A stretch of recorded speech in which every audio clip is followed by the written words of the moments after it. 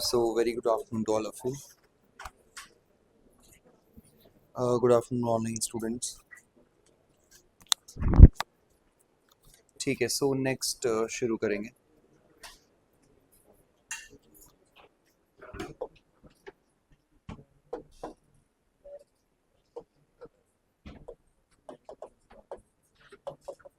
Disaster management.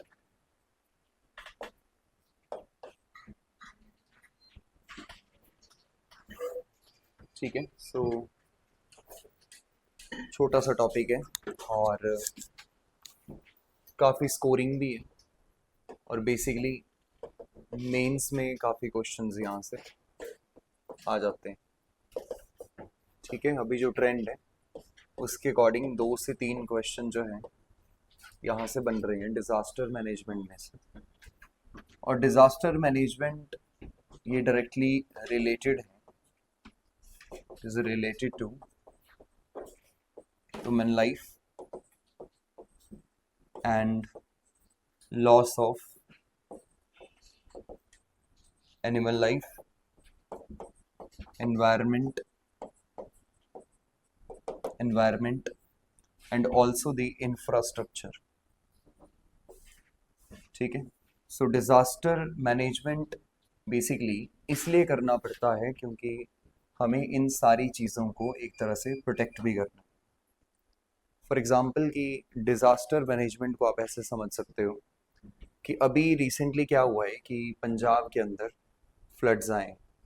ठीक है, और ये जो फ्लड्स हैं ये किस वजह से हैं, ऐसे कौन कौन से मेन अगर आप देखोगे तो कॉजेज हैं जिससे पंजाब में फ्लड्स चल रहे हैं. क्यों आ रहे हैं पंजाब फ्लड्स, बता सकते हो?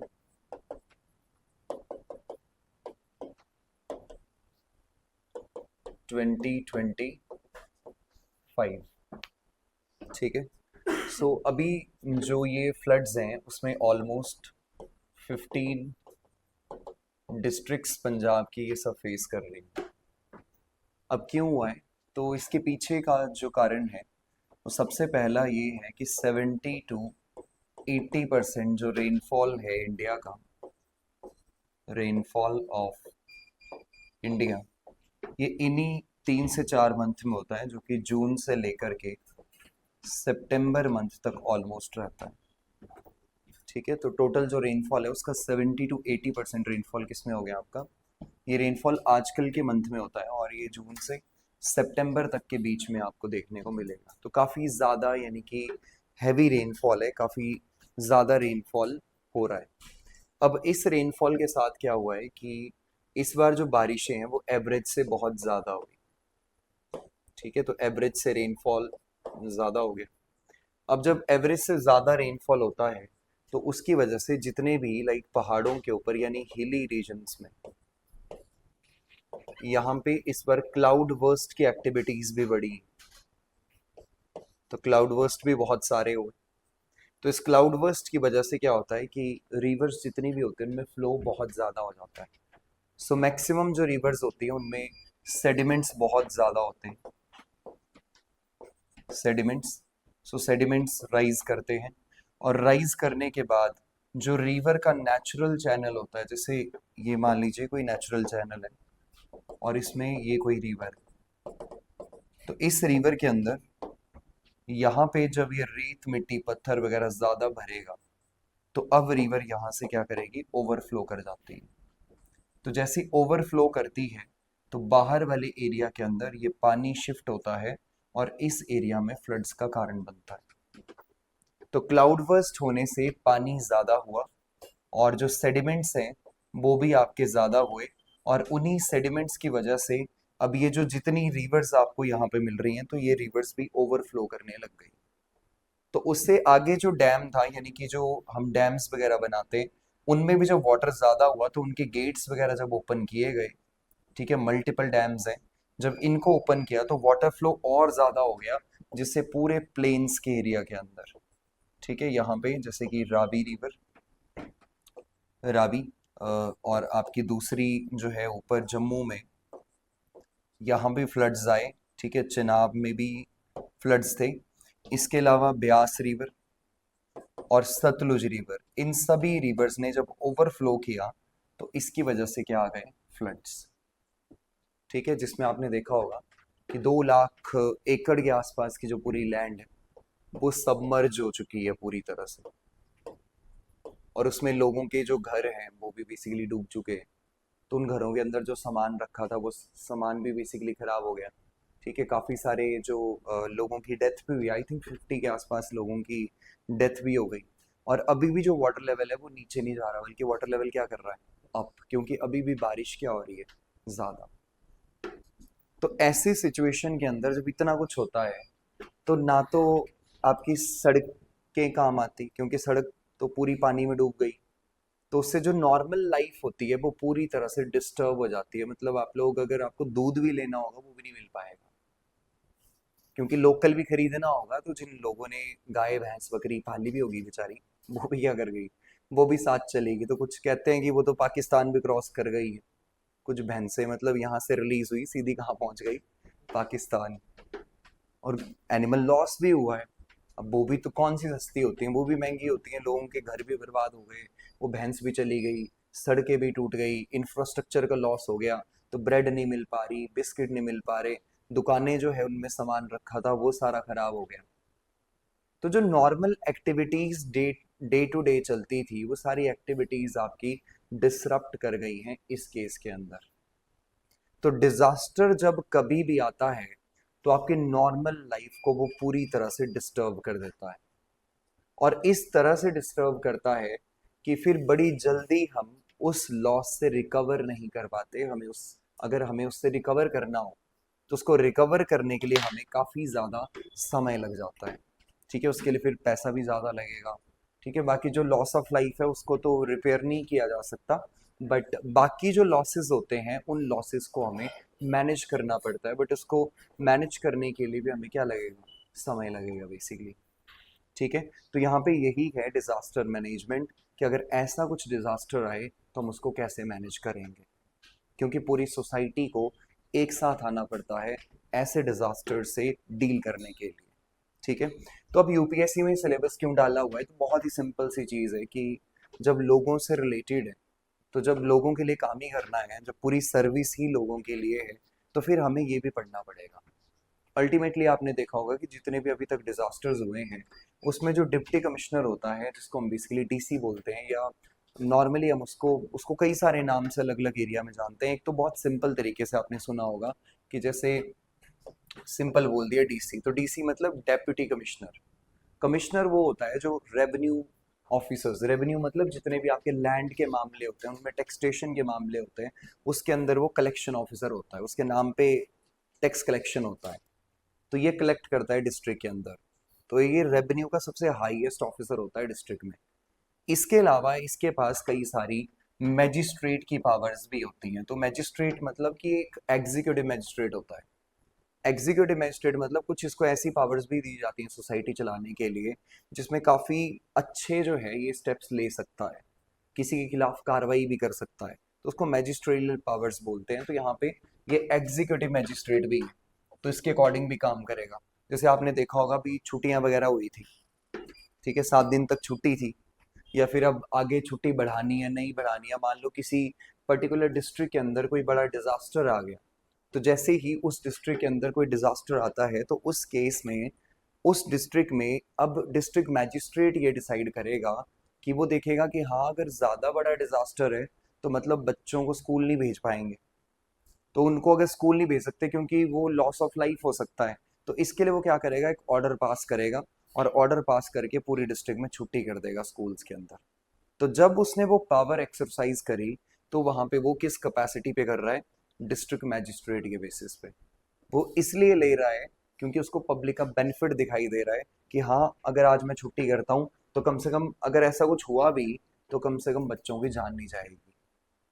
तो ये डिसाइड करता है डिस्ट्रिक्ट में। ऐसे ही क्या होता है कि हमारे पास एक नेशनल लेवल के ऊपर हमने एक एक्ट पास किया है डिजास्टर्स को मैनेज करने के लिए, जिसको हम बेसिकली डिजास्टर मैनेजमेंट एक्ट 2005 के नाम से जानते हैं। ये जो एक्ट है, ये कानून सिंपल ये कहता है कि सेंट्रल लेवल के ऊपर पूरे डिजास्टर्स को मैनेज करने के लिए एक अथॉरिटी होगी, जिसको हम सिंपल तरह से, बहुत सिंपल तरीके से बोल देंगे, that is the disaster management authority, यानी नेशनल डिजास्टर मैनेजमेंट अथॉरिटी, जो नेशनल लेवल पे चलती है। उसके जो मेन चीफ एग्जीक्यूटिव ऑफिसर होते हैं वो बेसिकली आपके प्राइम मिनिस्टर होते हैं, वो प्राइम मिनिस्टर डील करते हैं उससे। वैसे स्टेट लेवल पे आप देखोगे तो स्टेट लेवल पे आपको मिल जाएंगे चीफ मिनिस्टर, यानी कि जो स्टेट डिजास्टर मैनेजमेंट अथॉरिटी होती है। ऐसी एक डिस्ट्रिक्ट लेवल पे भी अथॉरिटी होती है, तो डिस्ट्रिक्ट लेवल की अथॉरिटी को जो चलाता है वो ये डिस्ट्रिक्ट मैजिस्ट्रेट होता है, जो वहाँ पे हम इसको बड़े सिंपल तरीके से बोल देते हैं chief executive officer of the district disaster management authority. ठीक है, तो वो चलाएगा, उसके अंडर है वो सारा काम।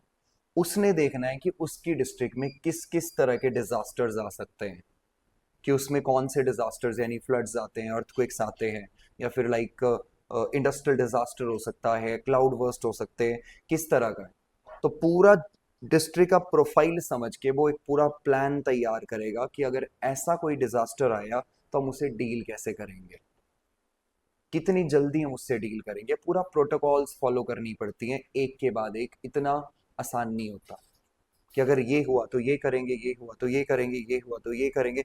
ऐसी पूरी प्रोटोकॉल्स होते हैं जिसमें हम स्टैंडर्ड ऑपरेटिंग प्रोसीजर्स को फॉलो करते हैं। तो कोई भी डिस्ट्रिक्ट मैजिस्ट्रेट होगा तो वो लगातार मीटिंग्स लेता रहता है डिस्ट्रिक्ट मैनेजमेंट अथॉरिटी के साथ में। तो उसमें क्या होता है डिस्ट्रिक्ट मैनेजमेंट अथॉरिटी में, उसमें वो जब भी कोई मीटिंग होगी ऐसी, तो फॉर एग्जांपल कि जैसे फ्लड्स आ गए, तो फ्लड्स के केस में क्या होता है कि जब भी मीटिंग होगी तो ये मॉनसून के पहले होगी, क्योंकि मॉनसून में ही क्या आते हैं, फ्लड्स आते हैं। तो मॉनसून के 4 महीने पहले मीटिंग बुलाई, उस मीटिंग के अंदर पूरी डिस्ट्रिक्ट के जितने भी सब डिविजनल ऑफिसर्स होते हैं उनको बुलाया जाएगा, यानी कि जो एसडीएम होंगे उनको बिठाएंगे लाइन वार सबको। ठीक है, और इधर जो है वो हॉस्पिटल के से की तरफ से जो चीफ मेडिकल ऑफिसर हैं उनको बुला देंगे, वो बैठेंगे। फिर पीडब्ल्यूडी होता है, पब्लिक वर्क्स डिपार्टमेंट, उनका जो चीफ इंजीनियर है वो बैठा होगा साथ में। इरिगेशन एंड पब्लिक हेल्थ का चीफ इंजीनियर होगा, या जो फायर ब्रिगेड, जो फायर ऑफिसर है डिस्ट्रिक्ट का, वो भी बैठे होंगे। ठीक है, जितनी म्यूनिसिपल काउंसिल्स हैं या कॉरपोरेशंस हैं उनके मेन कमिश्नर्स हैं, उनको इनवाइट किया जाएगा। ऐसे कुछ लोग जनता में से भी इनवाइट किए जाते हैं जिनको हम बेसिकली पब्लिक रिप्रेजेंटेटिव हम लोग कह सकते हैं। उनको भी बुलाते हैं, उनको बिठाते हैं बीच में। कोई अब बड़ा एनजीओ है उसमें कोई बंदा काम कर रहा है, उसको बुला लिया, उनको बिठा लिया। अब यहाँ डिस्कशन होता है कि हो सकता है इस बार मानसून ज्यादा आए तो फ्लड्स आ सकते हैं, तो हम वो तैयारी देखेंगे वो क्या क्या कर सकते हैं। तो सबसे पहले वो पूछेंगे चीफ मेडिकल ऑफिसर को कि बता भाई कितने हॉस्पिटल में कितनी कैपेसिटी है इमरजेंसी डील करने की, कि कोई बड़ा अचानक से अगर फ्लड आ गया तो कैजुअलिटीज भी हो सकती हैं। ठीक है, लोगों को चोट भी लग सकती है। तो उस केस में आप कितने लोगों को कहाँ कहाँ पे आप बेसिकली इवैक्यूएट करवा सकते हो, कितनी लाइफ सेविंग मेडिसिन हैं आपके पास, कितने वेंटिलेटर्स हैं आपके पास, कितनी आपके पास मलेरिया की दवाई है, कितनी आपके पास डेंगू की दवाई है, तो बताएगा कि इतनी। तो एक एस्टिमेट वो लगाते हैं कि अगर इतना एरिया डूब गया तो इतनी कैजुअलिटीज हो सकती हैं, तो उस केस में कहाँ कहाँ किस किस सेक्शन में हमें स्टॉक करना पड़ेगा दवाइयों को, ये भी आपका डिस्ट्रिक्ट मैजिस्ट्रेट ही ऑर्डर करता है। तो बोल देगा कि इतना स्टॉक कर लो, इसको स्ट्रेचर्स इतने लगा दो, इतनी एम्बुलेंस कर दो। ठीक है, तो ऑलरेडी हमें ये सब चाहिए।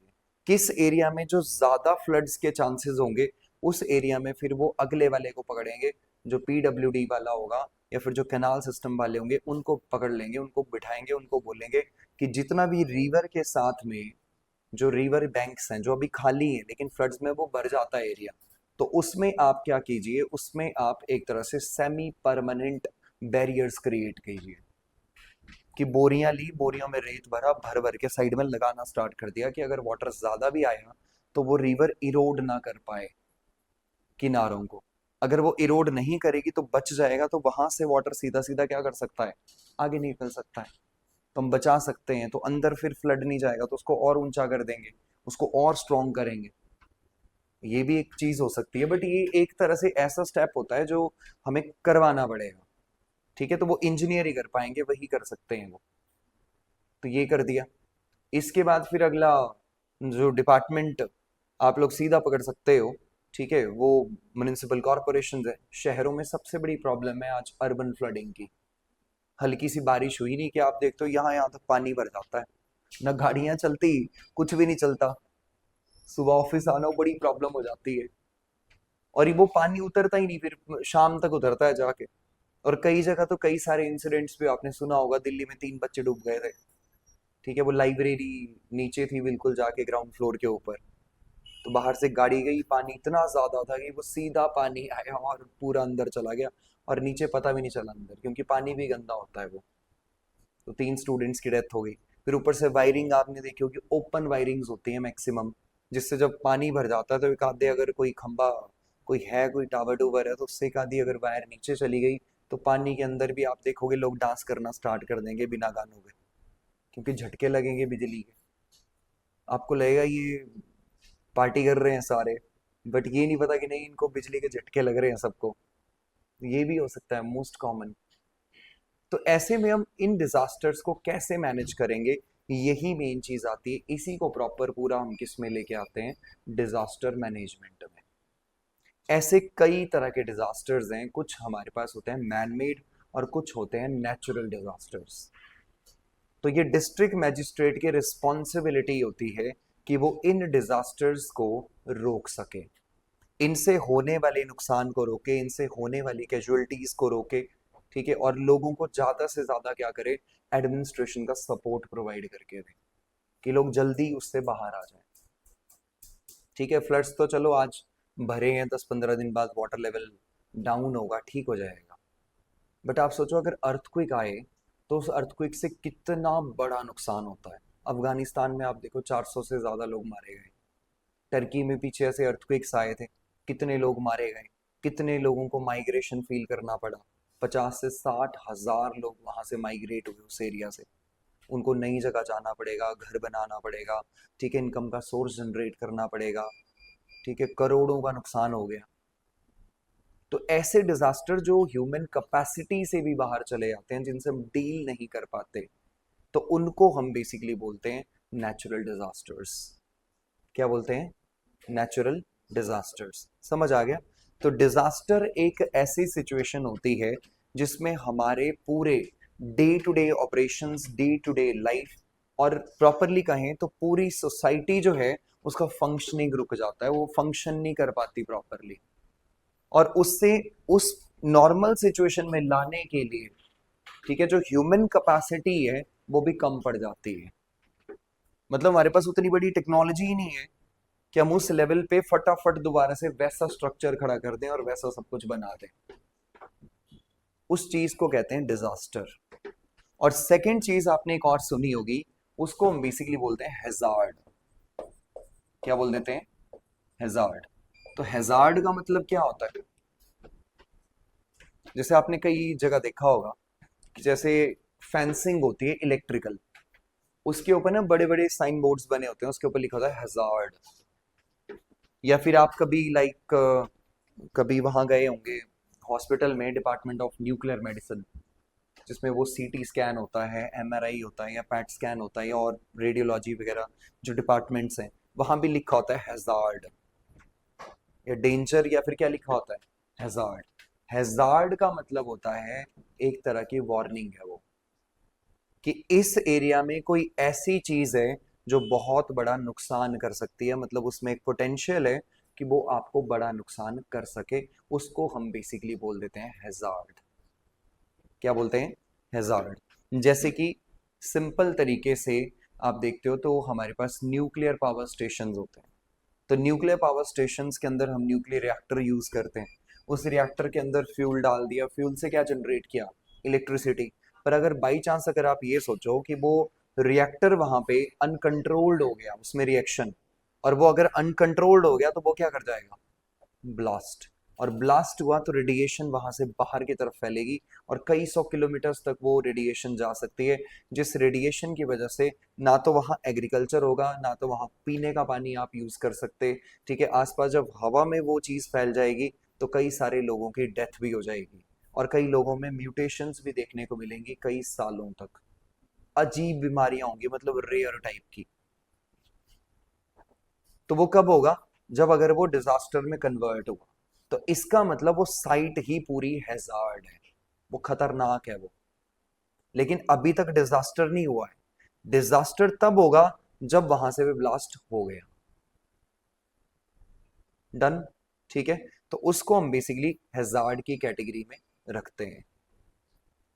ठीक है, डन। तो फर्स्ट लिख लो डिजास्टर, सेम वैसे जैसे हमने ज्योग्राफी किया, देन अगेन पैटर्न वही रहेगा सेम। तो फर्स्ट लिख लो disaster. It is a serious disruption, is a serious disruption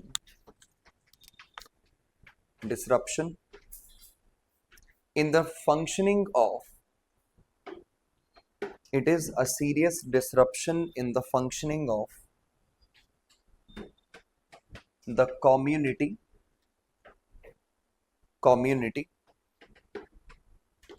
or a society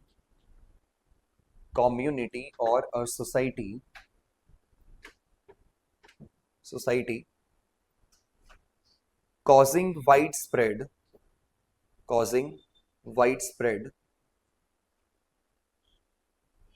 material economic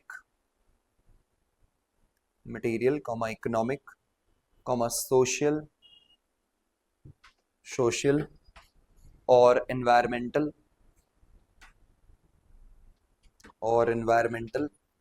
losses which exceed the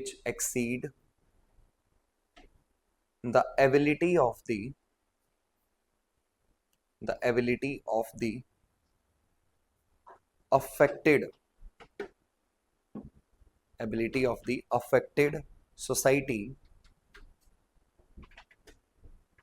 to cope COPE using its own resources.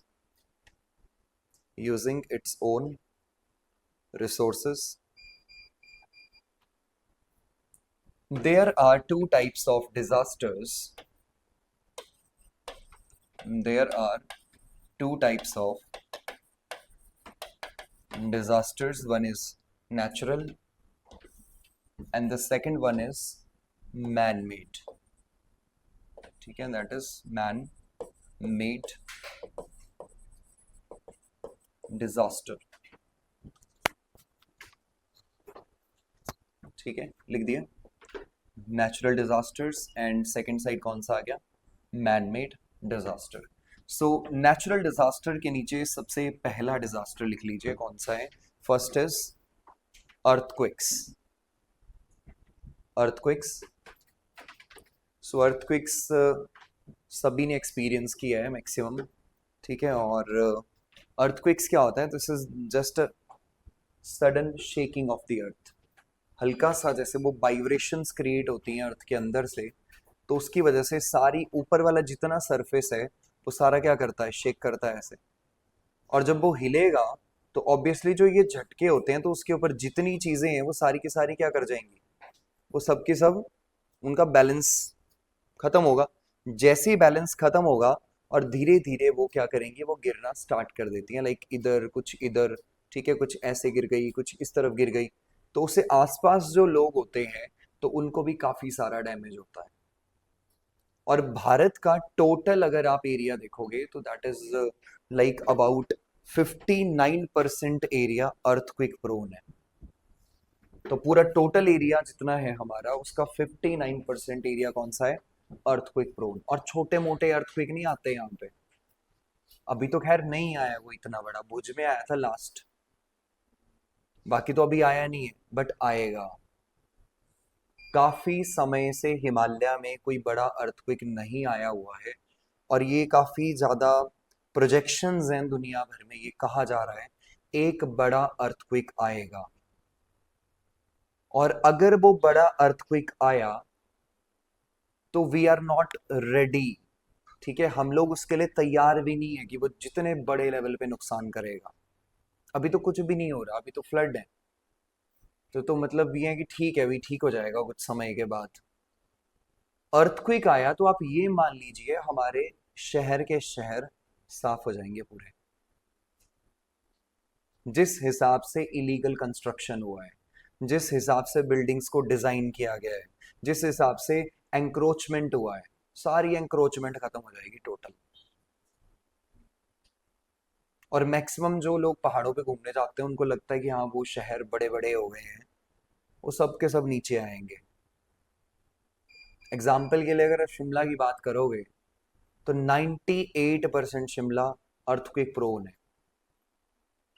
और जब वहां पे पहाड़ के ऊपर ऐसी स्लोप होती है और उसके ऊपर बिल्कुल बिल्डिंग आपकी ऐसे होती है 70 डिग्री, 75 डिग्री, 80 डिग्री पे, और वो भी 10-10 मंजिला बिल्डिंग वहां पे बनी हुई है, उसका फाउंडेशन भी स्ट्रांग नहीं है।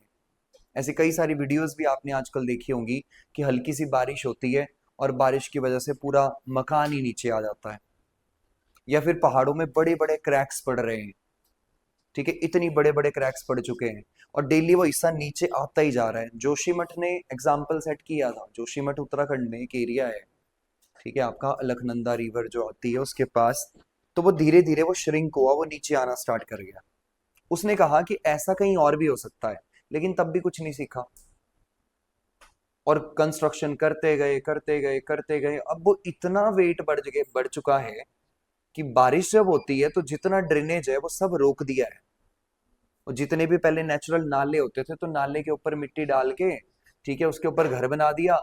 एक घर बना तो लाइन में 50 बन गए वहां पे। अब जब पानी इतना आ रहा है तो उस पानी की वजह से एक साफ हुआ तो वो सबको साथ लेके जा रहा है। और जब 7 के 8 के आसपास का अगर मैग्नीट्यूड का अर्थक्वेक आया तो बिल्डिंग्स पता कैसे हिलती हैं, जैसे ताश के पत्ते नहीं हिलते, तो वैसे हिलती हैं बिल्डिंग्स। तो अगर इस लेवल का अर्थक्वेक आया तो बिल्डिंग सबके सब कोलैप्स करेंगी। कैजुअलिटी इसलिए ज्यादा होगी कि लोग अगर बाहर भी निकले तो वो मटेरियल उन्हीं के ऊपर कोलैप्स करेगा, क्योंकि बाहर निकलने को जगह नहीं है। दिल्ली के अंदर बड़ी सारी इलीगल ऐसी कॉलोनीज हैं। इलीगल मतलब कि वो सरकारी जमीन पे कब्जा करके बनाई गई हैं, उसमें लोग रहते हैं। और वो उनके लिए कोई मतलब वो नहीं था कि हाँ इतनी जगह छोड़नी है इधर। अभी तो टीसीपी तो अभी पास हुआ है, टाउन कंट्री प्लानिंग, उसके पहले तो था नहीं। तो जितना वहां वो कंस्ट्रक्शन हुआ है तो उससे भी नुकसान होगा, वो भी गिर जाएंगे, हल्का झटका या सब नीचे। दिल्ली भी अर्थक्वेक प्रोन है। तो हम अभी कोई वो लेके नहीं चल रहे कि हाँ अगर अर्थक्वेक प्रोन एरिया है तो हमें बड़ी सावधानी से चलना होगा, हमें वैसे इंफ्रास्ट्रक्चर क्रिएट करना होगा। कोई नहीं सोचता। आगे और डिस्कस करेंगे, डिटेल में बताऊंगा। तो पहली चीज क्या बताई, कौन सा है, अर्थक्वेक। ठीक है। और हिमालयाज क्यों अर्थक्वेक प्रोन है, क्योंकि टेक्टोनिक फोर्सेस हैं और टेक्टोनिकली हिमालय अभी भी एक्टिवेटेड है। अभी भी हिमालय के नीचे जो प्लेट्स हैं वो लगातार एक दूसरे पे फोर्स लगा रही है, जैसे हिमालय हर साल 15 से 20 सेंटीमीटर ऊपर उठ रहा है, लगातार अभी भी राइज कर रहा है, उसकी हाइट बढ़ रही है। माउंट एवरेस्ट की हाइट अगर अभी आप देख रहे होंगे तो 8,848 यानी 8,848 मीटर्स के आसपास है।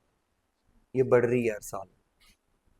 तो अगर सेडिमेंट्स राइज कर रहे हैं तो हिमालय एक्टिवेटेड है। जब अंदर फोर्सेस लगेंगी तो क्रैक्स पड़ेंगे, क्रैक्स पड़ेंगे तो फिर एक समय ऐसा आएगा एनर्जी रिलीज करेगी। और जब वो एनर्जी रिलीज करेगी तो फिर नुकसान बहुत होगा। अभी तो छोटे छोटे अर्थक्वेक आते हैं थोड़े थोड़े, कि चलो हल्की हल्की एनर्जी रिलीज करती रही। लेकिन अगर अचानक से बड़ा झटका आया और कुछ सेकंड्स भी रुक गया, 5 से 6 सेकंड, तो गए काम से। ठीक है, डन। अर्थक्वेक सेकंड लिखो। अर्थक्वेक के बाद वॉल्केनिक इरप्शन। चलो भारत में इतना पंगा नहीं है वॉल्केनिक इरप्शन का, क्योंकि मेनलैंड के ऊपर तो कोई वॉल्केनो है ही नहीं हमारे यहाँ। कि देखा कभी आपने ऐसे वॉल्केनो, देखा कभी इंडिया में ऐसा सुना हो कि यहाँ वॉल्केनो इरप्ट हो गया, जैसे कि ग्रीनलैंड में होता है, या कनाडा के अंदर है, यूएसए में है, जापान के अंदर है, या लाइक इंडोनेशिया, मलेशिया, फिलीपींस। यहाँ तो न्यूज आती रहती है हर महीने कि अभी ये वॉल्केनो निकल गया, अभी ये वॉल्केनो चल रहा है। यहाँ तो कभी नहीं आती न्यूज। तो भारत में जो दो वॉल्केनोज हैं वो आपके सीधा सीधा अंडमान एंड निकोबार में है, बल्कि यहाँ नहीं है, इधर है ही नहीं कुछ, इधर कोई प्रॉब्लम नहीं है। ठीक है, कहाँ पे है, सीधा सीधा अंडमान एंड निकोबार। क्लियर। ठीक है, डन। तो सेकंड हुआ वॉल्केनिक इरप्शन। थर्ड हुआ अगला, that is the landslides. Third हुआ नेचुरल में लैंडस्लाइड। ठीक है, तो जिस लैंड के ऊपर रहने वही स्लाइड कर गई तो फिर सबके सब जाएंगे। ठीक है, और सब कुछ जाएगा जो भी है। अभी आपने बड़ी सारी देखे होंगे उधर, ऊपर भी आया था अभी धारली में, ये सुना होगा आपने, उत्तराखंड में अभी बहुत बड़ा जो है पीछे क्लाउड बर्स्ट हुआ, ग्लेशियर लेक जो थी वो टूट गई। पानी इतना ज्यादा आया कि नीचे जो पूरा वो एरिया था जितना भी आपने देखा होगा, ठीक है, धारली वाला, जब ऊपर जाते थे ना केदारनाथ साइड, तो उसमें वो बीच में एक स्टेशन आता है, तो ऊपर से जितना भी वो डेब्रिस आया, वो पता ही नहीं चला, कुछ सेकंड्स के अंदर जितने मकान थे, जितना पूरा वो एरिया था टाउन का, वो सारा का सारा सबमर्ज हो गया उसके अंदर। और अचानक से हुआ, वो तो चलो दिन में हुआ तो फुटेज रिकॉर्ड कर ली। ऐसे इंसिडेंट्स मोस्टली रात में होते हैं, और रात में आपको पता है शांति होती है, लोग सोए होते हैं। ठीक है, तो सोए सोए ही क्या हो जाएगा, सीधे ही चमत्कार हो जाएगा। ठीक है, पता ही नहीं चलेगा कहाँ गए, क्यों होगा, नहीं होगा। तो ये भी देखने को मिलता है। दिन को तो चलो मतलब शोर मचा लेते हैं थोड़ा बहुत, कि बंदा बाहर ही निकल जाता है कि क्या हुआ क्या हुआ क्या हुआ। अब कई बार सोए सोई अगर इतना बड़ा फ्लड आ गया, इतना बड़ा लैंडस्लाइड आ गया, तो क्या करोगे, कुछ नहीं पता चलेगा। ठीक है, तो एक ये भी हो सकता है। अगला है सुनामी। अगला नेचुरल में कौन आ गया, सुनामी। सुनामी में ना टी साइलेंट होता है। ठीक है, सुनामी। सुनामी जो है ये एक जापानीज शब्द है, और सुनामी का मतलब होता है कि जो आपके ओशंस है, तो ओशंस में बहुत ऊंची ऊंची लहरें उठती हैं, और बहुत ज्यादा हाइट होती है इनकी, थोड़ी हाइट नहीं होती। 60 मीटर, 70 मीटर, 80 मीटर्स। ठीक है, आप ये मान लो कि 5 5 6 6 मंजिला अगर कोई घर है, उतना ऊपर तक वो समुद्र की लहरें उठ जाती हैं, और वो सीधा कोस्टल एरिया में अंदर आती हैं, और जैसे ही अंदर आएंगी तो बड़ा अंदर तक पानी जाएगा, और इतना पानी अगर अचानक से आया तो फिर तो गए काम से। 2004 में सुनामी आई थी, 2 लाख से ज्यादा लोग उससे इम्पैक्ट हुए थे, कितने हजारों लोग मर गए थे। हमारे एरिया में भी, कोस्टल एरिया, आंध्र प्रदेश, उड़ीसा, ठीक है, नीचे वाला आपका तमिलनाडु वाला एरिया, उधर नुकसान हुआ। अंडमान निकोबार में नुकसान हुआ था। साउथ ईस्ट मलेशिया, इंडोनेशिया, उधर बहुत बड़ा डिसरप्शन हुआ। तो सुनामीज भी आती हैं जापान के अंदर, बहुत सारी सुनामीज आती हैं। ठीक है, बहुत अलग अलग तरह, जापान है ही कितना, 4 तो 5 आइलैंड्स हैं। ठीक है, नाम भी पुट्ठे पुट्ठे से हैं इनके, होकाइडो, होन्शू, ryushu, क्यूशू, ऐसे वो 4 5 नाम लेके वो आइलैंड बन गए आपके जापानीज। और वो जापान जो है, उसको वैसे तो कहते हैं the land of rising sun, क्योंकि सन वहीं से ही हम काउंट करते हैं सबसे पहले, कि उधर से जो है वो दिन शुरू होता है, हमसे 5.5 घंटे आगे है वो। ठीक है, तो ऐसे में अगर आप देखोगे तो जापान उस साइड, और वहां से सन निकल रहा है, लेकिन सबसे ज्यादा डिजास्टर भी वहीं आते हैं। वहां तो डेली का काम है अर्थक्वेक का, हर कभी आ जाता है। लोग बेचारे बाहर जा रहे हैं सब्जी खरीदने मार्केट, कोई स्कूल जा रहा है, कोई ऑफिस से आ रहा है, तो अचानक से वहां पे अर्थक्वेक आ गया। बट उन लोगों की ट्रेनिंग इतनी जबरदस्त होती है कि वो पहले ही सीख जाते हैं कि अगर ऐसा डिजास्टर आया तो करना क्या। तो वहां भगदड़ नहीं मचाते, शोर नहीं मचाते, वो चुपचाप जहां आए वहीं बैठ जाएंगे, या वहीं खड़े हो जाएंगे, किसी चीज का सहारा लेके खड़े हो जाएंगे। अगर बिल्डिंग्स के अंदर हैं तो लोग बिल्डिंग्स के अंदर ही, सिंपल चीजें बनी हुई हैं वो वहीं पे ही सपोर्ट ले लेते हैं, जिससे वो बच जाते हैं। वहाँ बच्चा पैदा होता है ना, तो वो पहले अर्थक्वेक से मिटिगेट करना सीखता है, बोलना बाद में सीखता है। इस लेवल की ट्रेनिंग होती है वहां पे। कई सारी वीडियोस भी आएगी, जापान में अर्थक्वेक आया, डॉक्टर ऑपरेशन कर रहा है। ठीक है, तो अर्थक्वेक चल रहा है, वो ऑपरेशन कर ही रहा है। देख लो कितना कॉन्फिडेंस था बंदे में, कि पूरी वाइब्रेशंस हो रही है, ऐसा नहीं कि वो नस ये वाली काटनी थी, कट वो वाली गई, वाइब्रेशन होती है ना साथ साथ, तो ऐसे बंदा हिल भी जाता है। तो फिर भी कॉन्फिडेंस इतना जबरदस्त, क्योंकि ट्रेनिंग बड़ी अच्छी है। ऊपर से आपने ये भी देखा होगा उनके कल्चर में भी ये चीज है, क्योंकि geography also decides the culture. अब अगर आप कल्चर देखोगे तो पोगो पे ना वो आता था एक, द केसल कासल, देखते हो आप, देखा होगा आपने शायद, देखा है। उसमें वो गेम्स ही होती थी जापानीज वाली, जावेद जाफरी, जिसमें वो वॉइस, हाँ वो वॉइस वॉइस ओवर करता था जिसमें, ठीक है, डब करके। तो उसमें आपने देखा होगा, उसमें मैक्सिमम गेम्स कौन सी थी, हिलने वाली। ठीक है, कोई भी ले लो, लास्ट में, सबसे लास्ट में गेम आती थी, उसमें ना एक वो एक दुकान सी बनाते थे, वो सिंपल एक कमरा टाइप, उसके अंदर ना वो सोफे से लगे होते थे, और उसके ऊपर सारे बंदे बैठ जाते थे, जितने भी बचते थे, बड़े कम बचते थे लास्ट में, दो तीन ही, वो जाके बैठ जाएंगे, और फिर उनको बोलेंगे पक्का पकड़ो, और उसके बाद वो वाइब्रेट करना स्टार्ट करेगा, और जो वाइब्रेशन तक खत्म होने तक जो एंड में बचा रहा वही विनर होता था। लेकिन मैक्सिमम टाइम ये होता था कि कोई भी बचता नहीं था उसमें। तो उनकी गेम्स में भी ये चीज है, क्योंकि है ही डिजास्टर प्रोन है। लेकिन फिर भी आप देखोगे जापान दुनिया की फिफ्थ लार्जेस्ट इकोनॉमी है, रिसोर्सेज है नहीं उनके पास अपने कुछ, सब बाहर से लेते हैं, स्टील इंडिया से जाता है, लेकिन क्वालिटी देते हैं दुनिया को, टॉप क्लास क्वालिटी। तो ये जापान की स्टोरी है, छोटे छोटे आइलैंड्स हैं, बाकी फिर कभी बताऊंगा इनके बारे में। ठीक है, तो इतना लिख दिया आपने यहाँ तक, यानी कि सुनामी। सुनामी के बाद अगला आता है आपका, that is the floods. Floods, floods अभी हम देख ही रहे हैं कि फ्लड्स चल रहे हैं। तो उसके बाद अगला है साइक्लोन। साइक्लोन, तो साइक्लोन्स भी आते हैं, भारत में भी आते हैं, भारत में ट्रॉपिकल साइक्लोन्स होते हैं, and they are mostly located in the Indian Ocean और बे ऑफ बंगाल और द अरेबियन सी रीजन। तो इधर आते हैं, और साइक्लोन ज़्यादातर आपको मिलेंगे मई के मंथ में, मई के स्टार्टिंग में।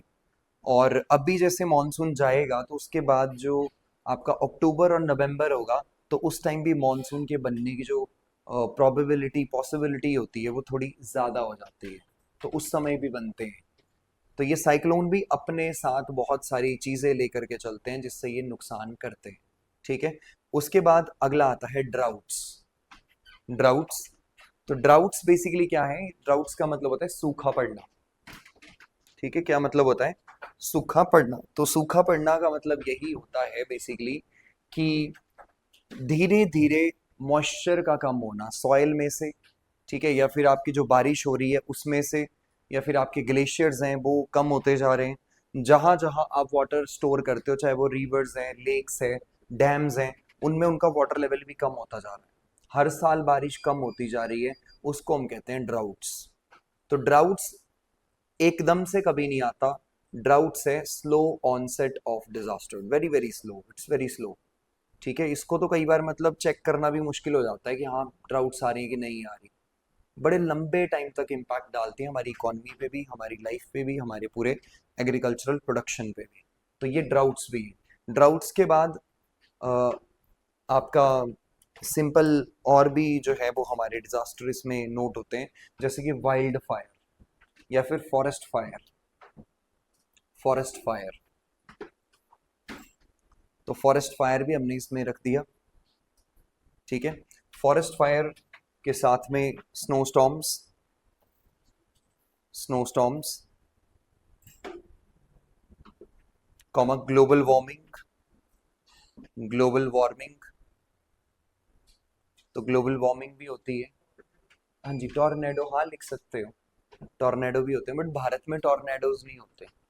ठीक है, ऐसे एक दो एरियाज हैं जहाँ टॉर्नेडोज रिसीव हुए हैं, बट नहीं होते हैं यहाँ पे। And tornadoes are very very powerful systems, तो बहुत खतरनाक होते हैं टॉर्नेडो। टॉर्नेडो सबसे ज्यादा इंटेंसिटी है यूएसए में। यूएसए में एक प्लेन्स हैं, उनको मिसिसिपी प्लेन्स कहते हैं। तो उधर टॉर्नेडोज होते हैं, इनकी विंड स्पीड होती है ऑलमोस्ट 500 किलोमीटर पर आवर। ठीक है, तो सोचो कितनी ज्यादा विंड स्पीड है, ये तो अपने साथ तो घर घर भी ले जाते हैं साथ ही। ठीक है, मतलब जो घर लकड़ी वकड़ी के बनाए होते हैं, उनके ऊपर वो छप्पर डाला होता है, वो घूम के सब साथ ही चला जाता है। और इतने बड़े बड़े जो है ना वो हेल स्टॉर्म्स गिरते हैं ऊपर से, इस इतने साइज के।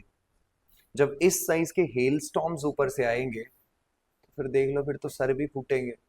ठीक है, साथ में गाड़ियों पे भी डेंट पड़ेंगे, शीशे भी टूटेंगे, किसी का दिमाग खराब हो उसको बाहर खड़े कर देना वो भी ठीक हो जाएगा, क्योंकि जब गिरते हैं ना ऊपर से हिल स्टॉर्म्स, बढ़िया रहता है सिस्टम। ठीक है, तो they are very very powerful, but Bharat में नहीं है। उड़ीसा में थोड़े बहुत कभी कभी होता है, बट उतने ज्यादा पावरफुल नहीं है जितने यूएसए के अंदर। ठीक है, तो ये भी एक हो सकता है। उसके बाद है मैन मेड डिजास्टर।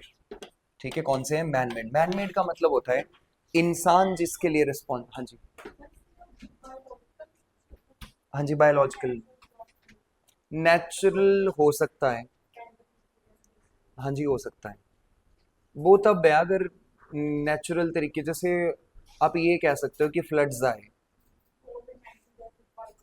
कोविड 19 तो देखो, वो पेंडेमिक तो थी, पहले एपिडेमिक थी, फिर वो पेंडेमिक हुई। अब इन दोनों शब्दों में इतना ही डिफरेंस होता है कि जो कोविड 19 है, या जो सारस कोविड उसको हम बेसिकली लेके जाते हैं, तो उसमें ये रहा कि वो चाइना से चला। तो जब वो चाइना से चला तो वो एंडेमिक थी।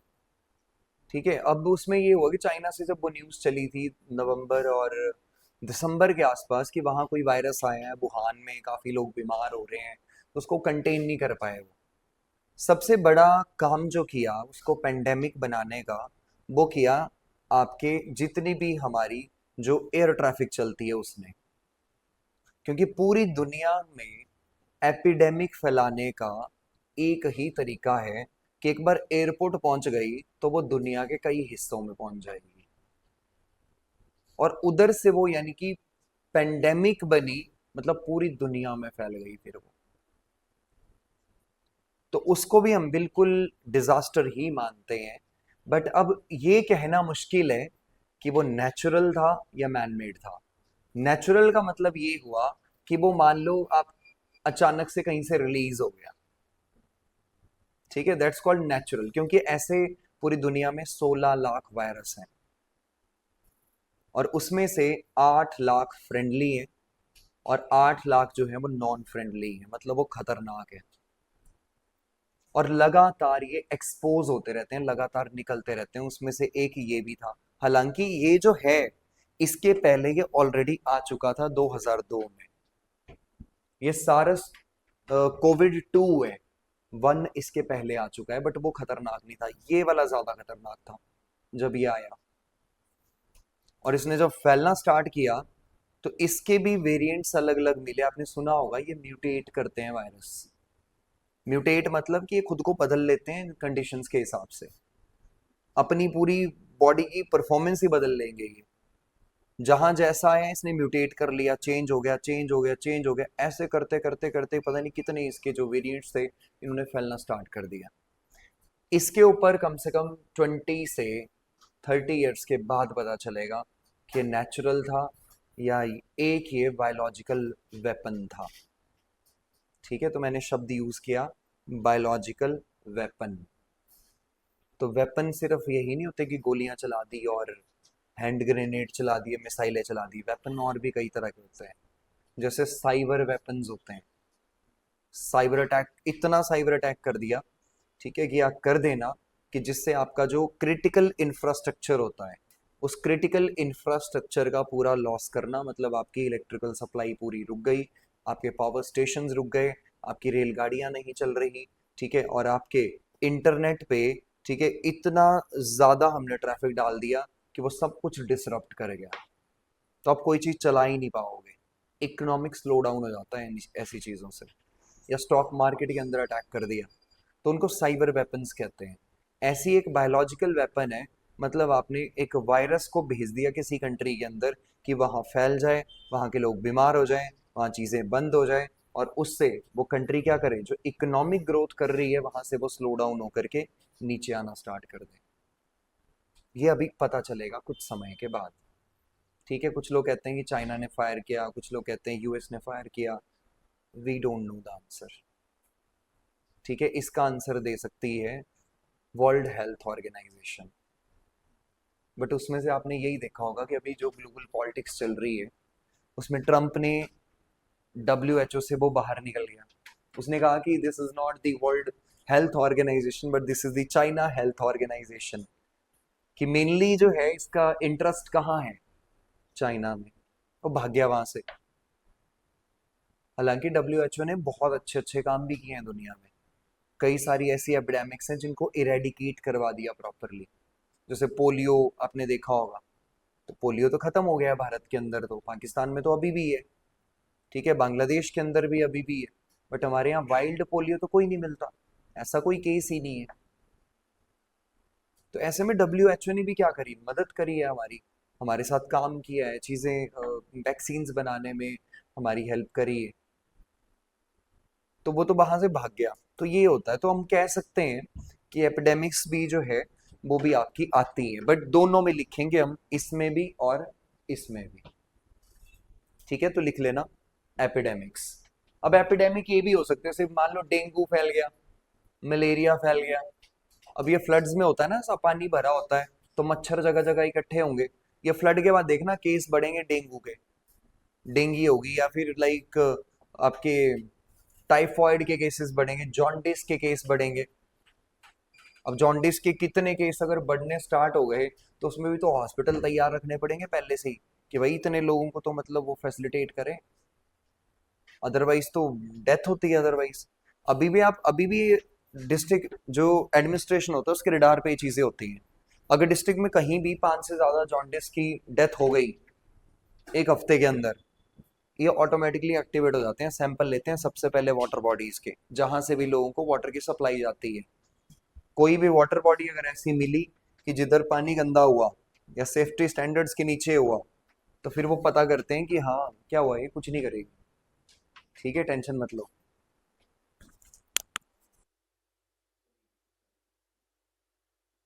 ठीक है, तो ऐसे चलता है पूरा ये सिस्टम। ठीक है, लिख दिया आपने ये वाला। तो इधर लिख लो फर्स्ट मैनमेड में, यहाँ पे हमने लिख लिया फर्स्ट। ठीक है, that is epidemic, done epidemic. Second accident, accident तो कई बार जैसे अभी देखो ये हुआ था इधर गुजरात के अंदर, अहमदाबाद में प्लेन क्रैश हुआ था। ठीक है, आपने देखा हो कितने सारे लोगों की डेथ हो गई, साथ में जो बिल्डिंग्स वगैरह भी थी उनको भी डैमेज हुआ। तो वो भी डिजास्टर है ना एक बहुत बड़ा। अब वो प्लेन टेक ऑफ कर रहा था, बट उसमें उतना थ्रस्ट उसको मिला ही नहीं। जब उसको थ्रस्ट ही नहीं मिला, तो वो सीधा सीधा नीचे आ गया। और ऊपर से इस समय, यानी कि जो ऊपर प्लेन जब आपका टेक ऑफ कर रहा होता है, तो उस समय अगर एक्सीडेंट ऐसा कुछ हो जाए तो बचने के चांस बहुत कम होते हैं। क्योंकि उस समय जितने भी वो फ्लैप्स होते हैं ना, जो मतलब बेसिकली प्लेन के, आपने देखा होगा, जो बेसिकली जिसमें के अंदर फ्यूल भरा होता है पूरी तरह से, तो उनमें फ्यूल बहुत ज्यादा था, क्योंकि उस समय वो क्या कर रहा था, टेक ऑफ कर रहा था। और तब जाके वो जैसे ही नीचे गिरा, उसमें जैसे ही आग लगी तो बहुत बड़ा धमाका हुआ। पास में जो मेडिकल जो कॉलेज था, उस मेडिकल कॉलेज के अंदर भी there are so many students. ठीक है, वो क्या कर रहे थे बेचारे, खाना वाना खा रहे थे, और वो ब्लास्ट हुआ, तो उनमें भी कम से कम 30+ कैजुअलिटीज उनकी भी हो गई। और एक बंदा था, देखो किस्मत होती है, अगर लोग बोले ना किस्मत है, तो ऐसी सिचुएशन में किस्मत होती है। वो बैठा भी इमरजेंसी सीट के पास था, और जैसे ही कुछ ऐसे हुआ कि प्लेन नीचे जाने लगा, तो अपने आप ही दरवाजा क्या हो गया, खुल गया।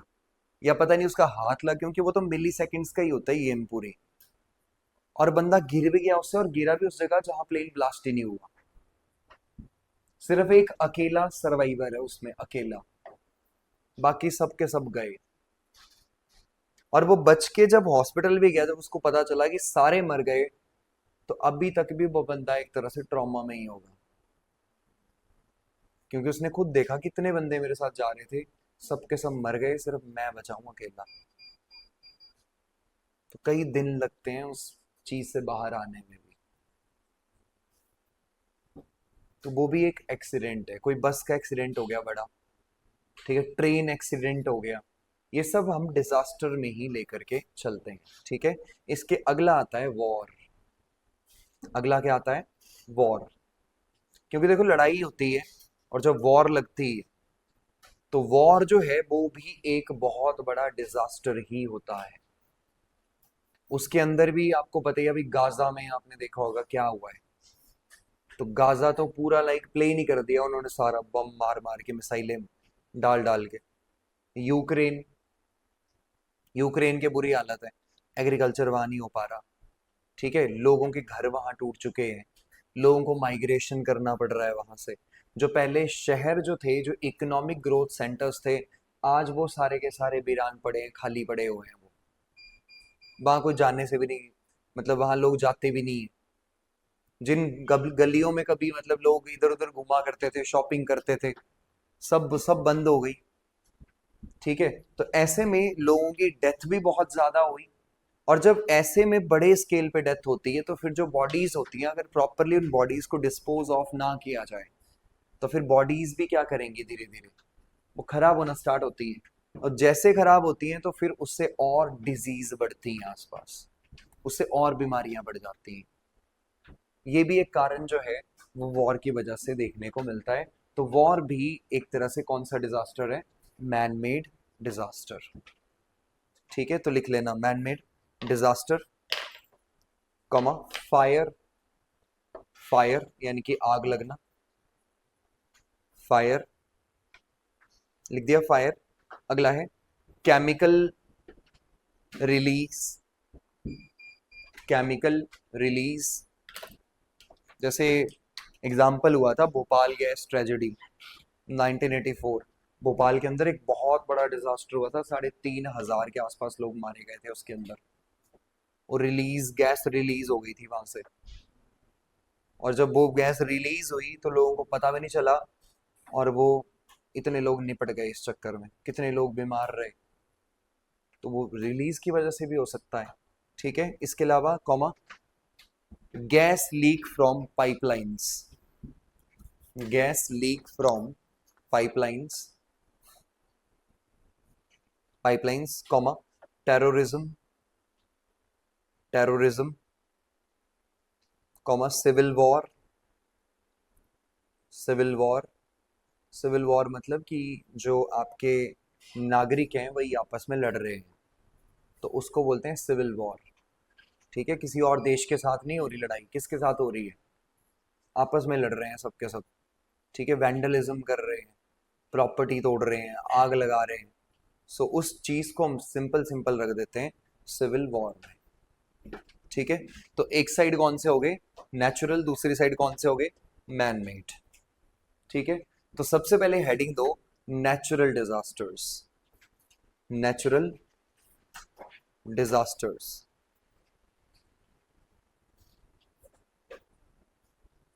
दे दी हेडिंग नेचुरल डिजास्टर्स। तो नेचुरल डिजास्टर में सबसे पहला जो आता है that is the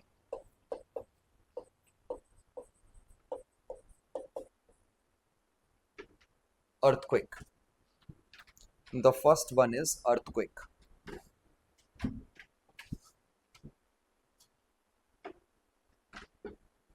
Earthquake. So earthquake क्या है? This is basically the sudden shaking of the earth. तो कभी भी देख लेना, कोई ऐसी रॉक है अगर इस तरह की, कोई अंदर ये सेक्शन हो सकता है, और उसके ऊपर जब क्या हो, प्रेशर पड़े, ऐसे प्रेशर पड़ रहा है, ऐसे, तो दोनों साइड से प्रेशर पड़ेगा। तो अब धीरे धीरे ये जो बॉडी है ये आपकी डिफॉर्म होना स्टार्ट होगी। जैसे डिफॉर्म होगी तो मान लो ये ऐसे डिफॉर्म हुई, बट एक लिमिट है इसका जहां तक ये डिफॉर्म हो सकती है, उससे ज्यादा नहीं हो पाएगी। जब इधर से प्रेशर लगा, इधर से प्रेशर लगा, तो दोनों साइड से क्या होने लगी, डिफॉर्म। तो जैसे जैसे डिफॉर्म और ज्यादा होती जाएगी, होती जाएगी, एक स्टेज ऐसी आएगी उससे ज्यादा नहीं होगी। और जैसे ही नहीं होगी तो यहाँ पे इसके बीच में एक डेवलप हो जाएगा क्रैक, इस तरह का। हो सकता है ये वाला जो पोर्शन है इसका ये शिफ्ट कर जाए इस डायरेक्शन में, और ये शिफ्ट कर जाए इस डायरेक्शन में। तो आसपास जो रॉक्स होंगी उन रॉक्स में ये जब जाके एकदम से कोलाइड करेगी तो उससे और ज्यादा वाइब्रेशंस क्रिएट होंगी। और जब वो वाइब्रेशंस क्रिएट होंगी उससे एक एनर्जी निकलेगी इस पॉइंट से, और इस पॉइंट को हमने सिंपल बीच वाले पोर्शन को बोल दिया कि this point is called as focus and also called as the hypocentre. ठीक है, तो बीच में क्या आ गया, फोकस, साथ में क्या बन गया, हाइपोसेंटर। ये जो पॉइंट होता है ये कहीं भी हो सकता है आपका, ठीक है, अर्थ के अंदर। मतलब 7 किलोमीटर नीचे, 10 किलोमीटर नीचे, 20 किलोमीटर नीचे, 50 किलोमीटर नीचे। आज तक सबसे डीपेस्ट रिकॉर्ड हुआ है 700 किलोमीटर्स का। ठीक है, कितना, 700 किलोमीटर के आसपास का रिकॉर्ड हुआ है ये। और इससे जो एनर्जी रिलीज करेगी, और ये एनर्जी सरफेस पे आती है, सरफेस पे आती है, तो जिस पॉइंट पे सबसे पहले आई उसको कहते हैं एपी सेंटर। क्या बोलते हैं, एपी सेंटर। तो एपिसेंटर सरफेस पे होगा, जिस जगह एपिसेंटर होता है सबसे ज्यादा डिवास्टेशन भी वही होता है, क्योंकि वहां सबसे ज्यादा एनर्जी होती है, तो बहुत ज्यादा खतरनाक होता है उस एरिया में। अब अर्थक्वेक के कई सारे कॉजेज हो सकते हैं, एक हो सकता है नेचुरल, और दूसरे यहाँ भी मैन मेड कारण हो सकते हैं। हम यहाँ टेक्टोनिक्स डिस्कस नहीं करेंगे इस क्लास के अंदर मेनली, ठीक है, that will be covered under under the geography class, but इस वाली के अंदर हमारा मेन फोकस जो है वो होगा डिजास्टर मैनेजमेंट पे, ठीक है, बट थोड़ा थोड़ा आपको मैं बताता चलूंगा, हल्का हल्का हम टच कर लेंगे, ठीक है। तो फर्स्ट लिख लो earthquake. Earthquake, the sudden shaking of the earth crust, the sudden shaking of the earth crust,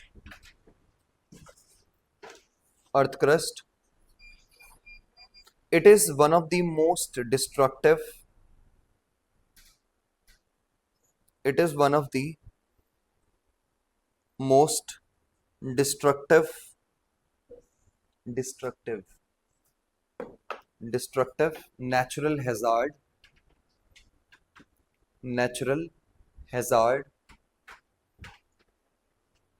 they may occur at any time, they may occur at any time, they may occur at any time of the year, comma, day or night, day or night, without any warning, without any warning, without any warning, full stop. Next point, the 59% of the 59% of area of India, area of India is prone to,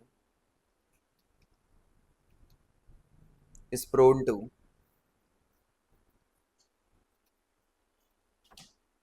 earthquakes, earthquakes, तो इतना area आपका prone है किसके लिए, earthquakes के लिए।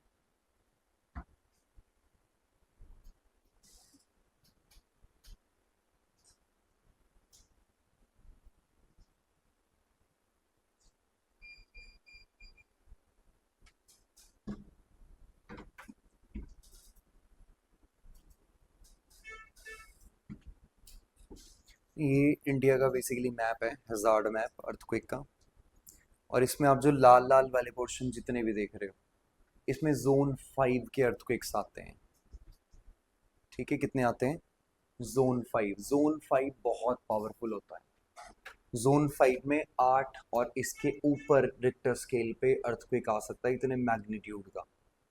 अगर इस लेवल का अर्थक्वेक आए तो इसको हाईली डिजास्ट्रस कैटेगरी में डालते हैं। तो इसमें मेन एरियाज में पूरा नॉर्थ ईस्ट आपका, ठीक है, जोन 5 के अंदर है, मतलब very highly vulnerable to the earthquakes, और हाई क्वालिटी अर्थक्वेक्स यहाँ पे आएंगे।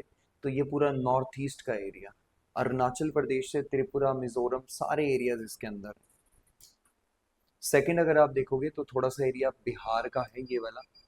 अब बिहार का क्यों है, तो इधर हिमालयास हैं पूरे, तो हिमालयास अभी भी टेक्टोनिकली एक्टिव है, तो इस वजह से बिहार में भी अर्थक्वेक्स।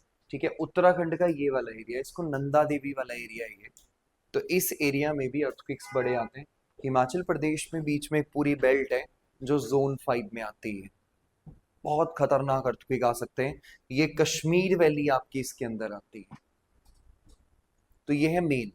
इसके अलावा अगर आप देखोगे तो कुछ कुछ, ये गुजरात का जो सेक्शन है, ठीक है, इधर इंडियन प्लेट कोलाइड करी थी, ठीक है, आपके यूरेशियन प्लेट के साथ, इधर पूरा सी हुआ करता था किसी समय पे, तो इधर भी थोड़ा बहुत टेक्टोनिकली चीजें एक्टिव हैं, जिससे यहाँ गुजरात के आसपास भी इस लेवल के अर्थक्वेक आते हैं। इससे नीचे अंडमान एंड निकोबार पूरा जोन 5 के अंदर आता है, और हाईएस्ट कैटेगरी के अर्थक्वेक्स यहाँ पे आएंगे। तो ये एरिया आपको याद रखने हैं कौन कौन से। तो पहले अंडमान एंड निकोबार किस में आता है, जोन 5 में। ठीक है, फिर गुजरात का जो कच्छ एरिया है ये भी किस में आता है, जोन 5 में। इसके अलावा कुछ बिहार के पोर्शंस हैं, पूरा नॉर्थ ईस्ट इसके अंदर आया, और उत्तराखंड का कुछ एरिया, और ऊपर से हिमाचल प्रदेश, फिर कौन सा आ गया, कश्मीर में। ठीक है, उसके बाद है जोन 4। जोन 4 में भी, यहाँ पे भी आते हैं अर्थक्वेक, लेकिन 8 के रिक्टर स्केल पे कम आते हैं, इससे थोड़े कम आते हैं।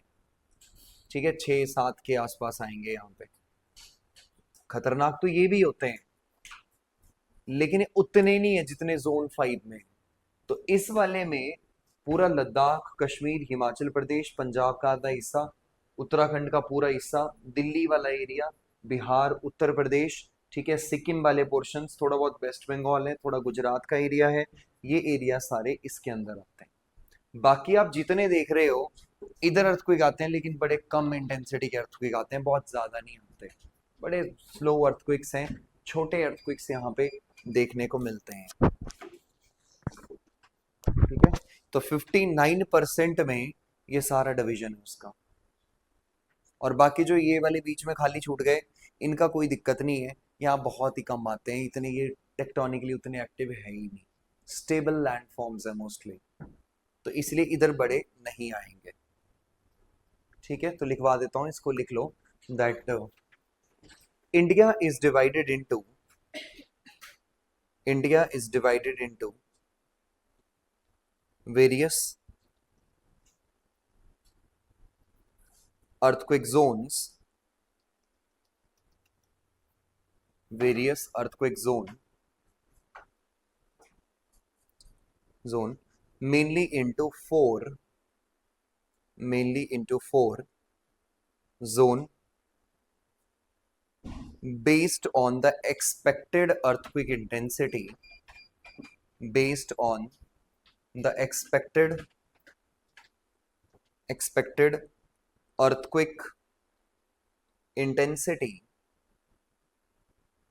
and hazard levels,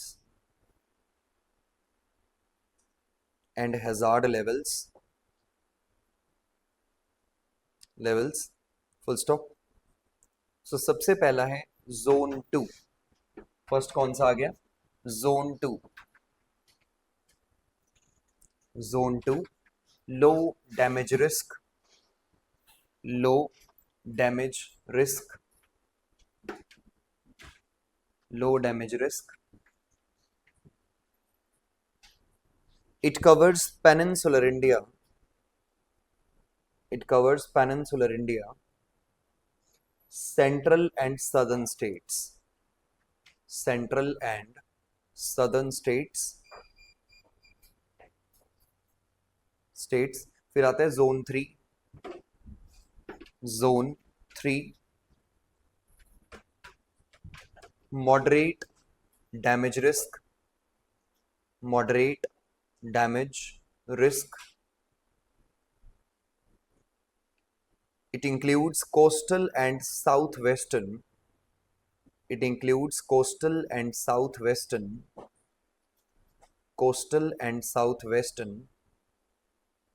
regions like Kerala, southwestern regions like Kerala, comma Goa, Kerala, comma Goa, the parts of Maharashtra, the parts of Maharashtra. फिर आता है zone 4। Zone 4 high damage risk. Zone 4 high damage risk. It includes Delhi. It includes Delhi, NCR. NCR का मतलब क्या होता है? हाँ जी, national capital region. और एनसीटी, नेशनल कैपिटल टेरिटरी। दोनों में बेसिक फर्क क्या है? बहुत अच्छा बोला, बट बेसिक फर्क क्या है? एनसीआर कहाँ तक है?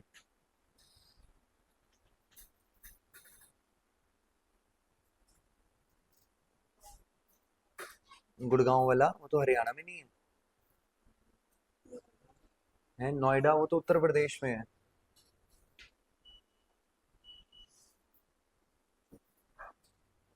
एनसीआर कहाँ तक है?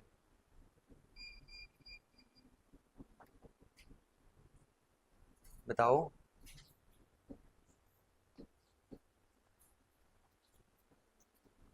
हाँ जी, एनसीआर जहां आप बैठे हो वहां तक भी है। ठीक है। हर सिटी जो होती है वो एक ग्रोथ सेंटर होती है और वो बढ़ती रहती है। और जैसे जैसे वो बढ़ती है तो बाहर की सारी सिटीज को वो ज्वाइन कर देती है। एनसीटी वो है जिसमें दिल्ली सरकार काम करती है, नेशनल कैपिटल टेरिटरी। एनसीआर यहां तक है, क्योंकि दिल्ली का इन्फ्लुएंस यहां भी है in terms of economic growth. वो राजस्थान के पार्ट्स में भी चला गया, यूपी के पार्ट्स में भी चला गया, हरियाणा के पार्ट्स में भी चला गया। ठीक है, और इस वाले पार्ट्स तक आ गया। जब इंफ्रास्ट्रक्चर और स्ट्रांग होगा, जिस दिन यहाँ बुलेट ट्रेन चलनी स्टार्ट हो जाएगी, उस दिन आप दिल्ली से चंडीगढ़ 1 घंटे में क्रॉस कर दोगे। और जब 1 घंटे में ट्रैवल टाइम होगा, तो लोग जॉब तो दिल्ली के पास करेंगे, लेकिन रहेंगे चंडीगढ़ के पास, क्योंकि यहाँ खुला खुला है। उधर काफी कंजेशन है, तो नई सिटीज और डेवलप होंगी। तो इतने बड़े एरिया तक इन्फ्लुएंस जाता ही जाता है, वो प्लानिंग उस लेवल की होती है। ठीक है, डन। समझ आया इतना? ठीक है। जैसे कि आप देखते होंगे यहाँ भी कई सारे एरियाज के अंदर अब डेवलपमेंट बढ़ रहा है। जैसे कोई न्यू चंडीगढ़, ठीक है, या आसपास में और एरियाज में इन्वेस्टमेंट आ रही है। तो कौन इन्वेस्ट कर रहा है? यहाँ के लोग थोड़ी इन्वेस्ट कर रहे हैं ज़्यादा, बाहर के लोग इन्वेस्ट कर रहे हैं। क्योंकि हर एरिया का एक पोटेंशियल होता है कि इतना इन्वेस्ट हो सकता है, उससे ज़्यादा नहीं होगा। तो जब उसका पोटेंशियल पूरा यूज़ कर लिया, देन फिर नेक्स्ट एरिया ढूंढना पड़ता है। तो वहाँ पे वो लोग क्या करते हैं, अगला एरिया डेवलप करते हैं। तो इसीलिए एनसीआर। ठीक है, सब नोएडा, गुरुग्राम, ठीक है, पानीपत, सोनीपत, अंबाला, सब इसी में ही कंसिडर करते हैं। बट एनसीटी वो है जिसमें सिर्फ दिल्ली सरकार काम करती है, वो थोड़ा एरिया है। ठीक है, डन, क्लियर। तो गुरुग्राम आपने देखा ही होगा, उसकी काफ़ी डेवलपमेंट हो गई है। उसकी इकॉनमी भी काफ़ी तेज़ी से हरियाणा की बढ़ी बिकॉज ऑफ द गुरुग्राम। तो गुरुग्राम आज एक साइबर सिटी के नाम से जानते हैं दुनिया में उसको। तो बड़े बड़े मल्टीनेशनल कंपनीज के हेडक्वार्टर्स भी है वहाँ पे, वो काम भी कर रहे हैं। तो उसको फ़ायदा किसका मिला? दिल्ली का, क्योंकि दिल्ली की प्रेजेंस वहाँ पे पास है, इंफ्रास्ट्रक्चर है, बाकी फैसिलिटीज़ है। तो हाई डैमेज रिस्क एरिया लिख दिया जोन 4। तो Delhi NCR comma parts of Jammu Kashmir, parts of Jammu Kashmir, Himachal Pradesh, parts of Jammu Kashmir, Himachal Pradesh, Uttarakhand, Uttarakhand, Sikkim, Sikkim, northern Bihar, Bihar, comma West Bengal. उसके बाद है जोन 5। जोन 5 सबसे खतरनाक। जोन 5 तो जोन 5 में आता है हिमालयन बेल्ट। जोन 5 में कौन सा आ गया? Himalayan belt. तो हिमालयन बेल्ट आपकी सारी आ गई ये वाली। ठीक है, यहां से चले यहां तक, ये वाली। सो ये जो पूरी हिमालयन बेल्ट है, इसमें तीन है। सबसे ऊपर है Great Himalaya, and number two Lesser Himalaya, and number three Shivalik Himalayas. तो तीन कंसीडर किए। पहले सबसे पहले ग्रेट हिमालय, उसके नीचे कौन सा? लेसर हिमालय, उसके नीचे कौन सा आ गया? शिवालिक हिमालय। तो ऐसे पूरे ये कंसीडर हुए। और हिमालय चलता है आपका यहाँ से, इस पॉइंट को कहते हैं नंगा पर्वत। और नंगा पर्वत से यहाँ तक नमचा पर्वत तक का एरिया पूरा हिमालयस कंसीडर करते हैं हम लोग। ठीक है, तो इस पूरे एरिया में टेक्टोनिकली एक्टिव है, काफी बड़े एरियाज हैं, जोन 4 जोन 5 के अंदर ही रहता है। तो पहले ये हिमालयन बेल्ट। सेकंड है north eastern India. North eastern India, north eastern India, India comma Rann of Kutch. ये जो है ना, ये वाला पार्ट, इसको कच्छ बोलते हैं, इसको कच्छ पेनिनसुला कहा जाता है। और नीचे वाले को कहते हैं काठियावाड़ पेनिनसुला। तो ऊपर वाला ये वाला जो पोर्शन है, दिस इज कॉल्ड कच्छ। सुना होगा आपने रन ऑफ कच्छ। यहाँ पे क्या होता है कि टाइड्स वाइड्स आते हैं तो पानी वाटर लेवल काफी ऊपर तक चला जाता है। तो पूरा ये बॉर्डर वाला एरिया ही है, तो इसमें काफी नुकसान होते हैं। भुज यहीं पे है, जब यहाँ पे अर्थक्वेक्स आए थे। ठीक है, so this is the Kutch area of Gujarat, comma Andaman and Nicobar islands. Andaman and Nicobar islands.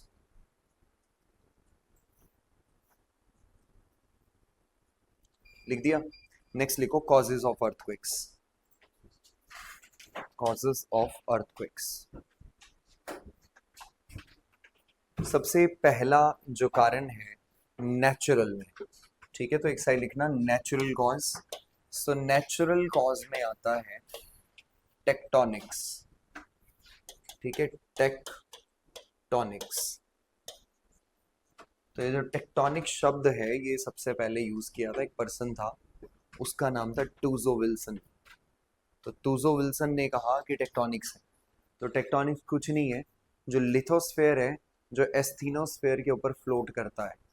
तो लिथोस्फेयर एक कंटिन्यूअस पोर्शन नहीं है, बल्कि कई सारे सेक्शंस में टूटा हुआ है, छोटे छोटे सेक्शंस में। और ये सारे जितने भी लिथोस्फेयर के टुकड़े हैं, वो एस्थीनोस्फेयर के ऊपर तैरते हैं। और अर्थ के अंदर बहुत सारी इंटरनल एक्टिविटीज होती है, जिसे ये लिथोस्फेयर के जितने छोटे छोटे टुकड़े हैं, ये आपस में कभी कोलाइड करते हैं, कभी एक साथ निकल जाते हैं, कभी एक दूसरे से दूर जाते हैं। ऐसा इनमें ये इंटरेक्शन होता है।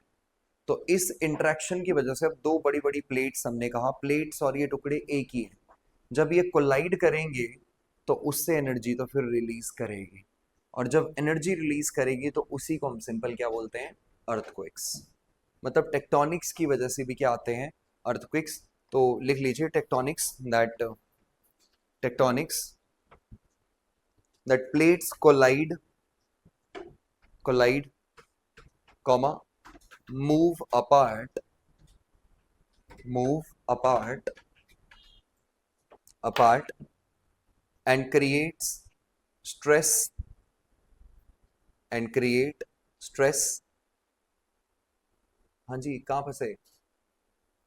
फंस गए? अच्छा, मुझे लगा फंस गए। ठीक है, लास्ट क्या लिखा हमने पॉइंट? हाँ जी, हाँ, create stress along fault zone, along fault zone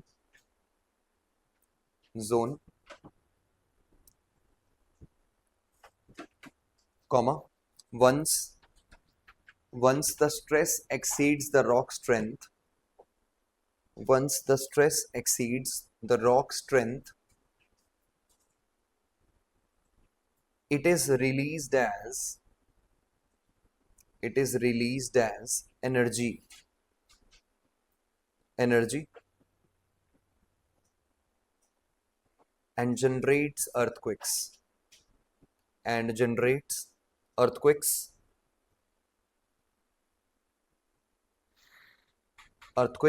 full stop.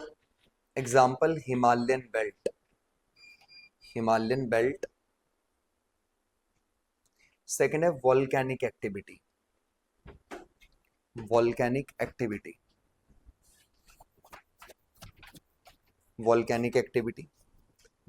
During volcanic eruption,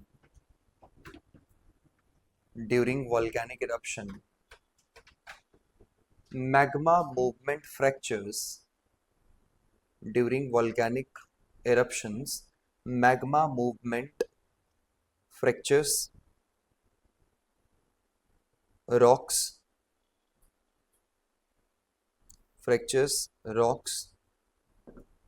and triggers earthquakes.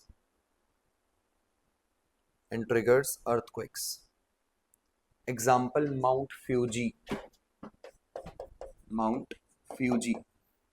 तो ये जो फ्यूजी है, ये जापान में एक वॉल्केनो है जो बहुत तेजी से वॉल्केनिक इरप्शन होता है। तो ऊपर वाली जो रॉक्स होती हैं उसके ऊपर नीचे से जब वॉल्केनो आ रहा होगा तो वो क्या करता है कि बड़ी सारी जो गैसेस उसके साथ होती हैं तो वो ऊपर वाली लेयर्स पे प्रेशर एक्सर्ट करता है, और जब बहुत ज़्यादा प्रेशर एक्सर्ट करता है तो फिर वो ऊपर जितनी लेयर्स होती हैं वॉल्केनोस की वो टूट के साइड हो जाती है। तो जैसे ही वो टूटती है तो उसके टूटने से जो एनर्जी रिलीज करती है उसको बहुत सिंपल तरीके से हम लोग कहते हैं अर्थक्वेक्स। क्या बोल देंगे? अर्थक्वेक्स। क्लियर यहाँ तक? माउंट फ्यूजी, ठीक है, तो ये जापान के अंदर है, ये करता है, ठीक है। अगला है third isostatic adjustment. Isostatic adjustment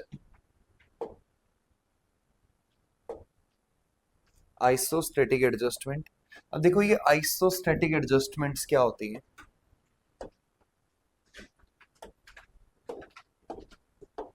जैसे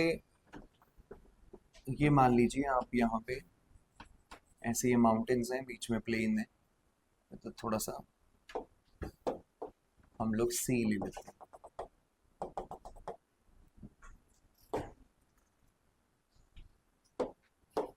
और ये नीचे वाला जो पोर्शन है ये थोड़ा सा सॉलिड ही है, मतलब बेस है, मतलब ऊपर वाला क्रस्ट है और नीचे वाला एरिया, इस एरिया में इतना एरिया,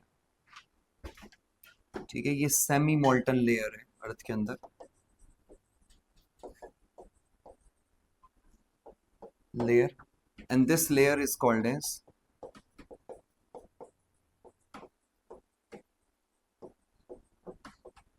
एस्थेनोस्फेयर, ठीक है। कौन सी है?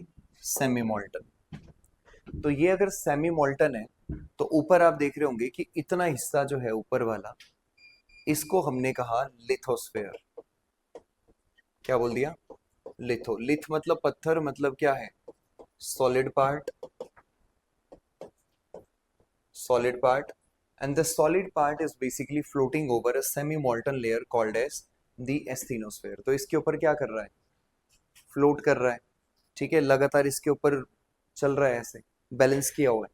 अब एग्जाम्पल के लिए कि आप जैसे समझते होंगे कि यहाँ पे इस पहाड़ के ऊपर ग्लेशियर है बड़े सारे, तो जब बर्फ पड़ेगी इसके ऊपर, ग्लेशियर ऐड होंगे, तो यहां से ये वाला ब्लॉक नीचे की तरफ क्या लगाएगा?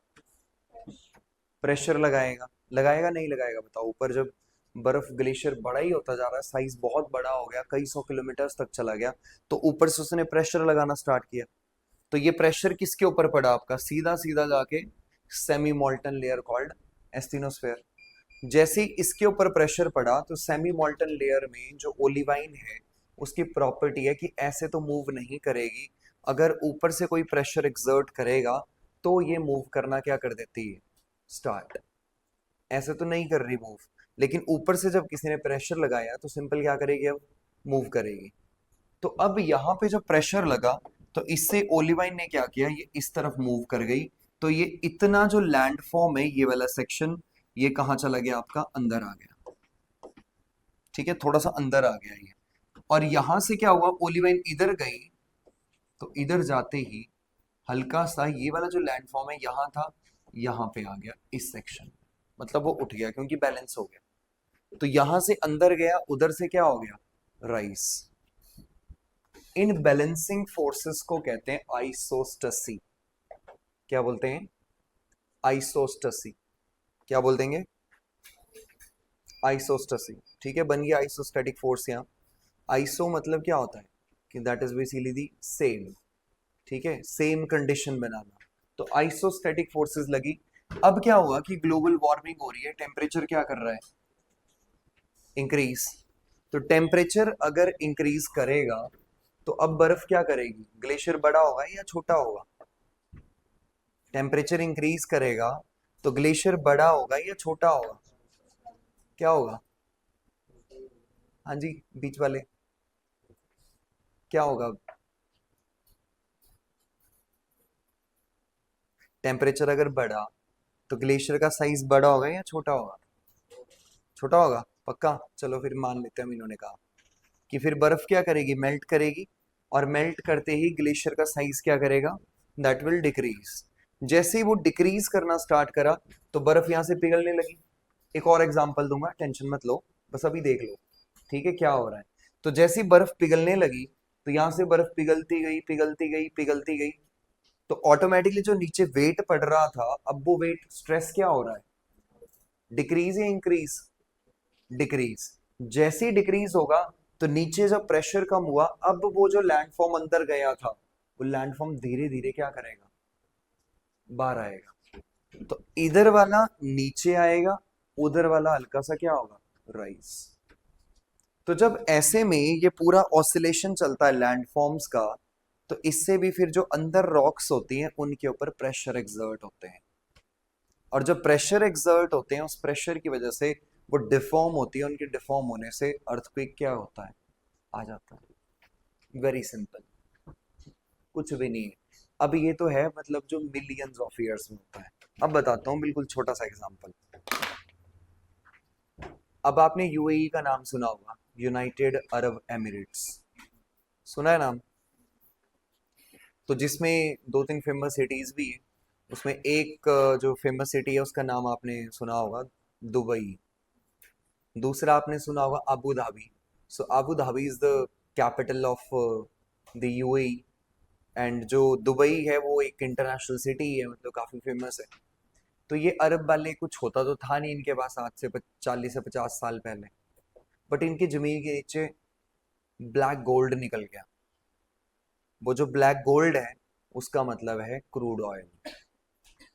क्या निकला, क्रूड ऑयल।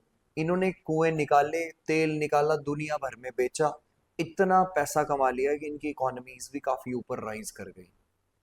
लेकिन अब समय के हिसाब से क्या हो रहा है कि अब इकोनॉमीज तेल के हिसाब से नहीं चलेंगी, क्योंकि ग्लोबल वार्मिंग इतना हो चुका है कि अब धीरे धीरे दुनिया तेल का अल्टरनेटिव ढूंढ रही है। तो तेल का जो अल्टरनेटिव है वो इसीलिए या तो नेचुरल गैस है या तो हाइड्रोजन फ्यूल है। अब हाइड्रोजन फ्यूल को तो खैर बनाने में बहुत समय लगेगा, अभी उस लेवल का इंफ्रास्ट्रक्चर करते करते कम से कम 25 से 30 साल लगेंगे, ज्यादा भी लग सकते हैं। बट उसके पहले जो हमारी नीड्स हैं वो पूरी होंगी नेचुरल गैस से, क्योंकि नेचुरल गैस जो घर पे सिलेंडर यूज करते हैं वो पल्यूशन नहीं करती, और पल्यूट नहीं करती चीजें। बट आप लकड़ी जलाओगे तो पॉल्यूशन होगा, कोयला जलाओगे पॉल्यूशन होगा, तेल जलाओगे तो दुनिया भर का धुआं निकलेगा, उससे पॉल्यूशन होगा। तो फिर कौन सी बढ़िया चीज है, नेचुरल गैस, तो वो जलाएंगे। तो वो जिनके पास है वो तो आगे फ्यूचर में चैंपियन होंगे, बट जिनके पास तेल है उनको ये पता है कि तेल की डिमांड जैसे ही कम हुई तो वैसे ही उनकी इकोनॉमीज भी क्या होंगी, डाउन। इसलिए उन्होंने कहा कि ठीक है तेल खत्म हो रहा है लेकिन पैसा हमारे पास इतना है कि हम क्या करेंगे, हम अल्टरनेट इंफ्रास्ट्रक्चर क्रिएट कर देंगे। तो आज आपने देखा होगा दुबई वाले एरियाज के अंदर, वहां पर बड़ी बड़ी बिल्डिंग्स बनी हुई है। दुनिया की सबसे ऊंची बिल्डिंग भी कहाँ है, दुबई में, बुर्ज खलीफा, नाम सुना ही है आपने।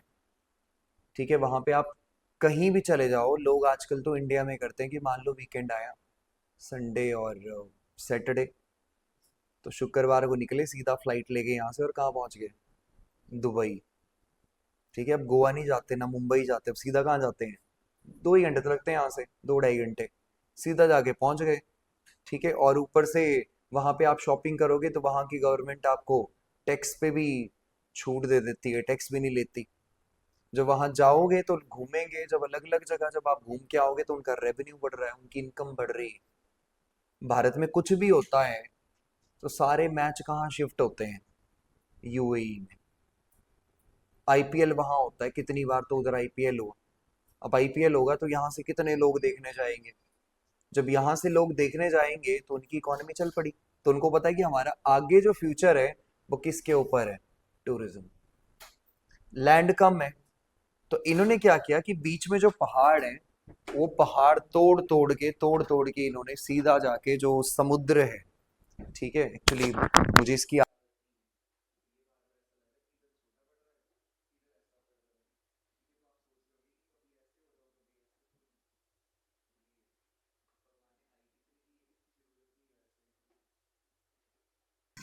ठीक है, तो don't worry, I use to be, मतलब हो जाएगा ठीक।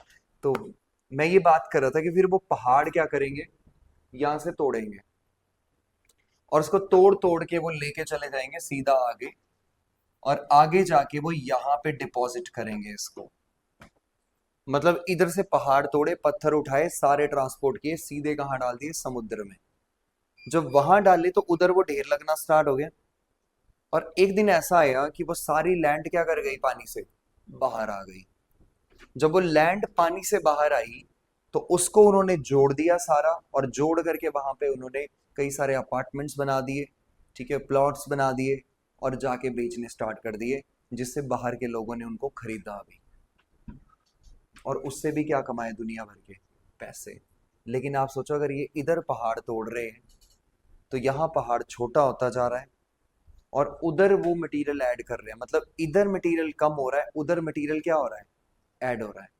यहां से कम होगा तो फिर वो आइसोस्टेटिक बैलेंसेस होगी, वो फोर्सेस फिर एक दूसरे को क्या करेंगी, बैलेंस, और जैसे ही उस बैलेंस के चक्कर में फॉल्ट्स क्रिएट होंगे और एनर्जी रिलीज करेगी, जिस एनर्जी से क्या आएंगे, earthquakes.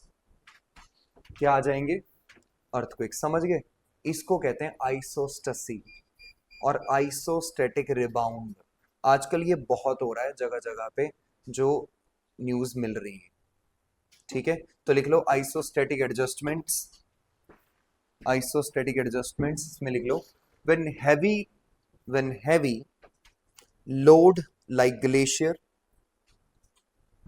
When heavy load like glacier, glacier melt, melt, और सेडिमेंट, और sediment builds up, sediment builds up, the crust adjusts vertically, the crust adjusts vertically, vertically, this sudden rebounding, this sudden rebounding can cause, can cause earthquakes, can cause earthquakes।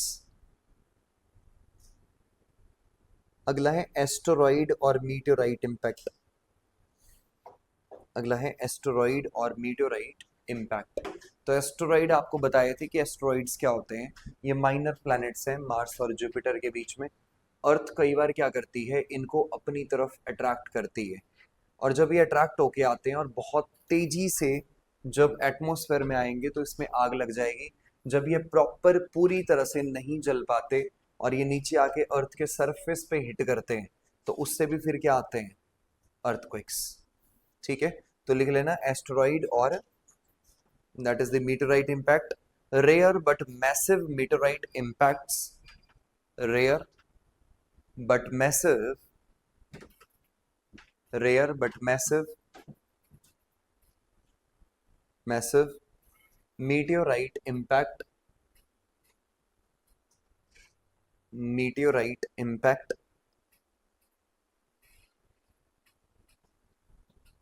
Shake the earth, shake the earth, full stop. ठीक है, तो इसको जोड़ा जाता है dinosaur की extinction के साथ। कहते हैं कि डायनासोर होते थे जुरासिक वाली एज के अंदर, तो उसमें बहुत सारे मीटेोराइट्स की बारिश हुई थी, और उस मीटेोराइट्स की वजह से बड़े सारे अर्थक्वेक्स आए थे, जिससे डायनासोर फिर क्या हो गए, खत्म। ठीक है, तो उससे वॉल्केनोज भी इरप्ट कर रहे थे बहुत बड़े स्केल के ऊपर। आगे लिखो man made causes, man made causes.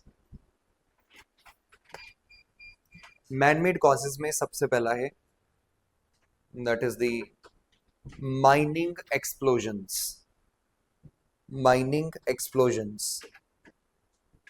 तो माइनिंग कैसे करते हैं? बड़ी सिंपल सा तरीका होता है माइनिंग करने का।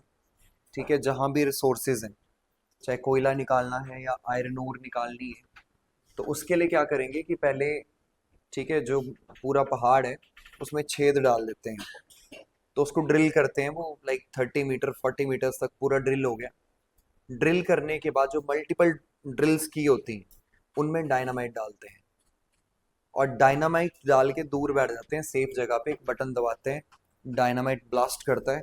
जैसे ब्लास्ट करता है वो मटेरियल अंदर से टूट करके नीचे गिर जाता है। फिर उस मटेरियल को क्या करते हैं कि जो आपके हैवी अर्थ मूवर्स होते हैं वो उठाते हैं सारा, और ट्रक्स में डालते हैं। वो ट्रक्स उसको लोड करके लेके चले जाते हैं, और उसमें से फिर इम्प्योरिटीज को अलग कर लिया जाता है, और जो काम का मटेरियल है उसको अलग अलग करके, ठीक है, उसको यूज किया जाता है। ठीक है, ये बहुत बेसिक फंडा है माइनिंग का। तो बार बार जब आप डायनामाइट को यूज करते हो तो अर्थ में और फॉल्ट क्रिएट होते हैं, उससे अर्थक्वेक्स आते हैं। या फिर आपने ये भी देखा होगा कि आजकल पहाड़ों पे जो इंफ्रास्ट्रक्चर बन रहा है, राइट, टनल्स पे टनल्स बन रही हैं। अब टनल्स के भी कई तरीके होते हैं टनल बनाने के। अब पहाड़ में अगर आपको टनल बनानी होगी तो एक तो मशीन आती है, उस मशीन को बोलते हैं TBM, that's called tunnel boring machine. सुना है किसी के बारे में टनल बोरिंग मशीन? नहीं सुना? हाँ जी, किसी ने भी नहीं सुना टनल बोरिंग मशीन के बारे में? हाँ जी, नहीं ट्रायंगुलर तो नहीं होती। हाँ जी, कोन शेप में क्या मतलब, सर्कुलर शेप में होती है? आगे से कैसे? कोन ना ना ना। ठीक है, वैसे आपने मे भी पिक्चर्स वगैरह देखी होंगी, तो वैसा कुछ हो सकता है।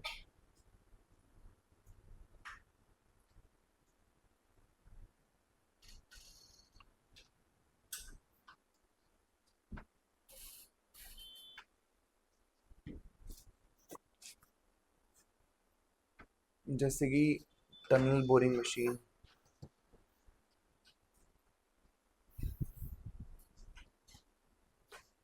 बड़ी जबरदस्त मशीन होती है ये।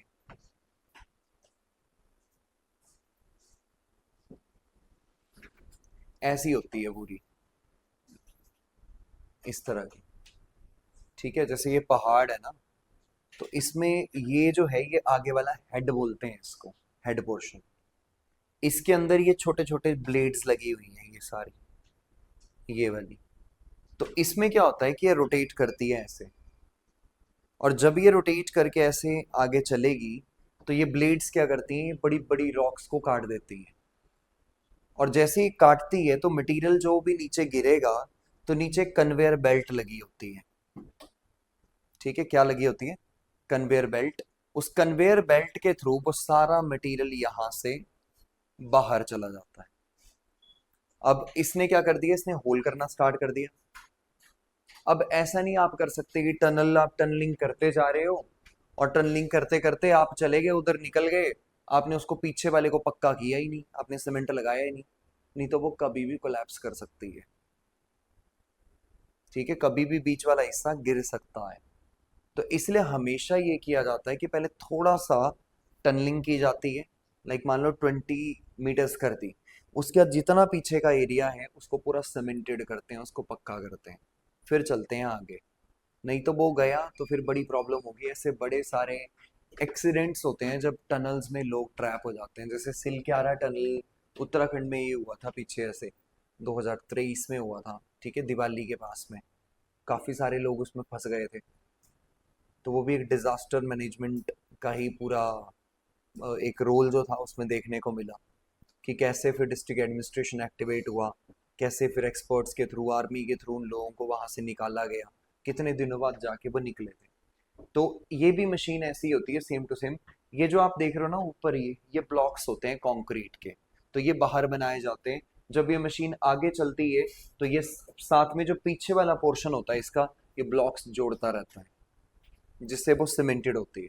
नॉर्मल तरीका एक और होता है टनल्स करने का, कि आप जब भी लाइक आपने पहले छोटे छोटे छेद किए उसके अंदर, फिर आपने कंट्रोल्ड एक्सप्लोजन्स किए, डायनामाइट डाला, ठीक है, बत्ती लगाई, ठीक है, आग लगाई, सिंपल। अब तो आग तो नहीं लगती, सिंपल बटन दबाते हैं तो उससे बेसिकली चार्ज होता है, तो उससे वो ब्लास्ट कर जाती है। तो जब वो ब्लास्ट करेगी तो वहां से जो रॉक्स के टुकड़े हैं वो क्या कर गए, निकल गए, बट वो कंट्रोल्ड है, वो बहुत ज्यादा नहीं होता, थोड़ा होता है।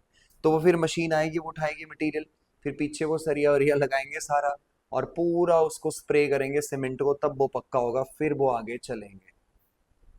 तो बार बार जो डायनामाइट का यूज किया जाता है उसकी वजह से पूरे पहाड़ों के अंदर फॉल्ट्स क्रिएट होते हैं, और ये फॉल्ट में से जब एनर्जी रिलीज करती है, उसी एनर्जी की वजह से अर्थक्वेक्स बहुत कॉमनली देखने को मिलते हैं। ठीक है, डन, यहाँ तक समझ आ गया ये वाला प्रोसेस भी। तो टनल्स की वजह से होता है, तो लिख लो फटाफट। मैन मेड कॉजेज में सबसे पहला mining explosions, explosions first point, explosions, explosions, first point, that due to the deep mining operations, due to the deep mining operations for coal, gold and other minerals, for coal, gold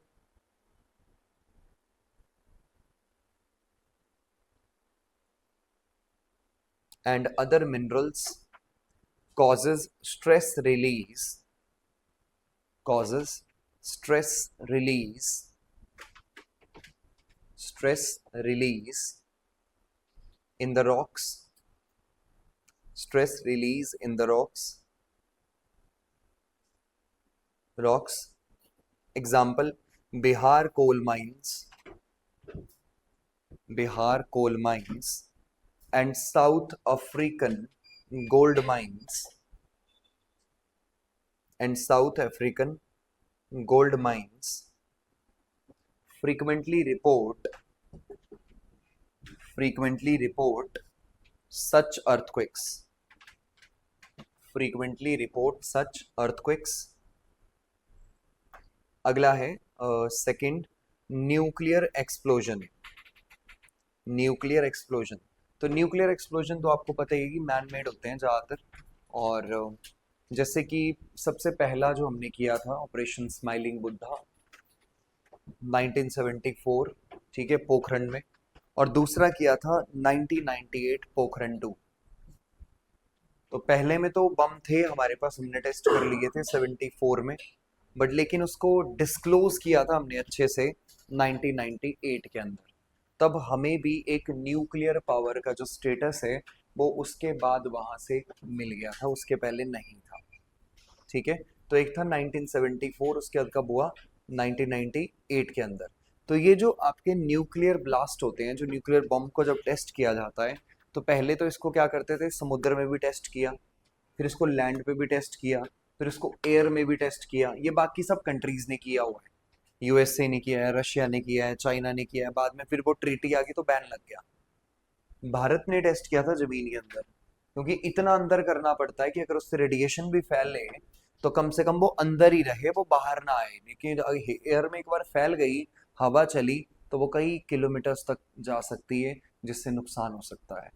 तो इसलिए उसको अंदर test किया था, और ऐसी जगह test किया था पोखरण के अंदर जो है ही प्रॉपरली डेजर्ट है, जहाँ कुछ होता ही नहीं, कि कुछ हुआ भी तो कम से कम ऐसे एरिया में होगा जो बेकार एरिया है। ठीक है, डन, यहाँ तक क्लियर है। तो न्यूक्लियर एक्सप्लोजन लिख लो, that underground nuclear test generate, the underground nuclear test generate generate seismic waves similar to natural earthquakes. Similar to natural earthquakes, they can be detected globally. They can be detected globally by seismographs. By seismograph.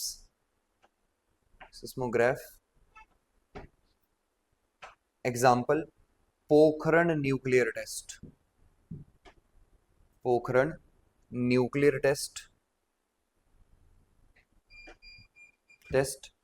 1974 and 1998. एक और सुना होगा आपने, एक missile man के नाम से एक बंदा है बड़ा खतरनाक टाइप, उसका नाम है किम जोंग उन। सुना है नाम उसका? खतरनाक बंदा। कहाँ का है वो? नॉर्थ कोरिया का। अभी कुछ पिक्चर्स भी वायरल हुई थी पीछे ऐसे, देखी होंगी आपने। वो तीनों ऑटोक्रेट्स वहां पे खड़े हुए थे। एक व्लादिमीर पुतिन था, दूसरा शी जिनपिंग, तीसरा जो था वो आपका किम जोंग उन। तो ये आपस में ना गैलरी में बात कर रहे थे, जब अभी अभी एसईओ की मीटिंग हुई थी उसके अंदर, और गैलरी में इनकी बातें भी नेक्स्ट लेवल चल रही थी, और वह कैमरा ने रिकॉर्ड कर ली। तो ये पता क्या बात कर रहे थे? ये कह रहे थे कि अब 150 साल तक जीना आसान हो गया है, अब 150 साल तक हम जी सकते हैं। तो दूसरा पूछ रहा है वो कैसे? तो वो उसको बता रहा है कि अब अगर मान लीजिए जैसे जैसे बूढ़े होते हैं, तो उस अकॉर्डिंग जो ऑर्गन्स हैं तो उनका ट्रांसप्लांट करवा लो, ठीक है, लगातार लगे रहो, किसी नए बंदे को पकड़ो उसका करवा लिया, क्योंकि है ही पूरी ऑटोक्रेसी है वहां पे, तो कोई सुनता ही नहीं किसी यूज। तो वैसे वैसे करवाते रहो और जीते रहो, तो वैसे हम बड़े लंबे टाइम तक जी सकते हैं। तो ये वो एक दूसरे को सजेशंस दे रहे थे तीनों लोग बैठ के। तो ये वीडियो भी वायरल हुआ। तो ऐसे ही नॉर्थ कोरिया जो है वो भी एक न्यूक्लियर पावर है, तो उसने भी न्यूक्लियर वेपन्स बना के रखे हैं। वो हर तीसरे दिन आपने देखा होगा, पहले तो अमेरिका को धमकी दिया करता था कि हम अमेरिका को इवेपोरेट कर देंगे उसके पास, क्योंकि हाइड्रोजन बॉम्ब भी है। एक होता है न्यूक्लियर बॉम्ब, एक होता है हाइड्रोजन बॉम्ब, जिसको थर्मो न्यूक्लियर डिवाइस बोलते हैं। नॉर्मल लाइक न्यूक्लियर बम तो ऐसा होता है कि ठीक है चलो चला दिया छोटा सा, जैसे दिवाली को एक मुर्गा छाप चलाता है ना छोटे वाला, कि वो चला दिया। फिर एक होता है बड़े वाला बम, जिसका बड़ा धमाका होता है, वैसे होता है हाइड्रोजन। जो न्यू हाइड्रोजन बम है उसको चलाने के लिए आपको एक छोटा न्यूक्लियर बम चलाना पड़ता है। मतलब उसका टेम्परेचर इतना ज्यादा आपको लाना पड़ेगा, जब वो ब्लास्ट करता है तो इतनी हीट प्रोड्यूस करता है कि वो एक आइलैंड तक को मेल्ट कर सकता है। और ये हुआ भी है पहले, जब उसकी टेस्टिंग हुई तो पूरा आइलैंड मेल्ट कर गया, इतनी हीट प्रोड्यूस करता है वो। तो बहुत ही अनकंट्रोल्ड सिचुएशन होती है। वो बम उसके पास भी है, उसने भी बनाया हुआ है।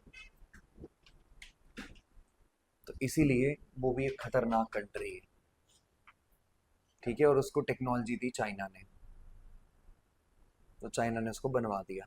तो कभी कभी वो ऐसा करता है, जब उसको ज़्यादा प्रेशर डालना स्टार्ट करते हैं उधर से चाइना पे या रशिया के ऊपर, तो वो फटाफट नॉर्थ कोरिया को बोलते हैं कि भाई छोड़ दे मिसाइल। तो वो भी मजे से बैठता है कुर्सी पे, ठीक है, और मिसाइल क्या करता है? छोड़ देता है। वो जाती है जापान के ऊपर से, और वो मैसेज देता है कि इस बार खाली थी, अगली बार भर के भेजूंगा। भर के मतलब कि थर्मो न्यूक्लियर डिवाइस डाल के भेजूंगा, और जापान ही मेल्ट कर देंगे सारा का सारा। इसलिए उसको कंट्रोल करना बड़ा मुश्किल है, ठीक है। मारे वही जाते हैं जो ताकतवर नहीं होते, और जो ताकतवर होते हैं वो कभी मारे नहीं जाते।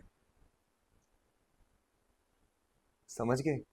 यूक्रेन मारा गया क्योंकि उसके पास अपना कुछ है नहीं है। वो किसके दम पे लड़ा सारा? नाटो के दम पे, या फिर यूएसए ने उसको सपोर्ट किया। अभी भी वो उन्हीं के कहने पे लड़ रहा है।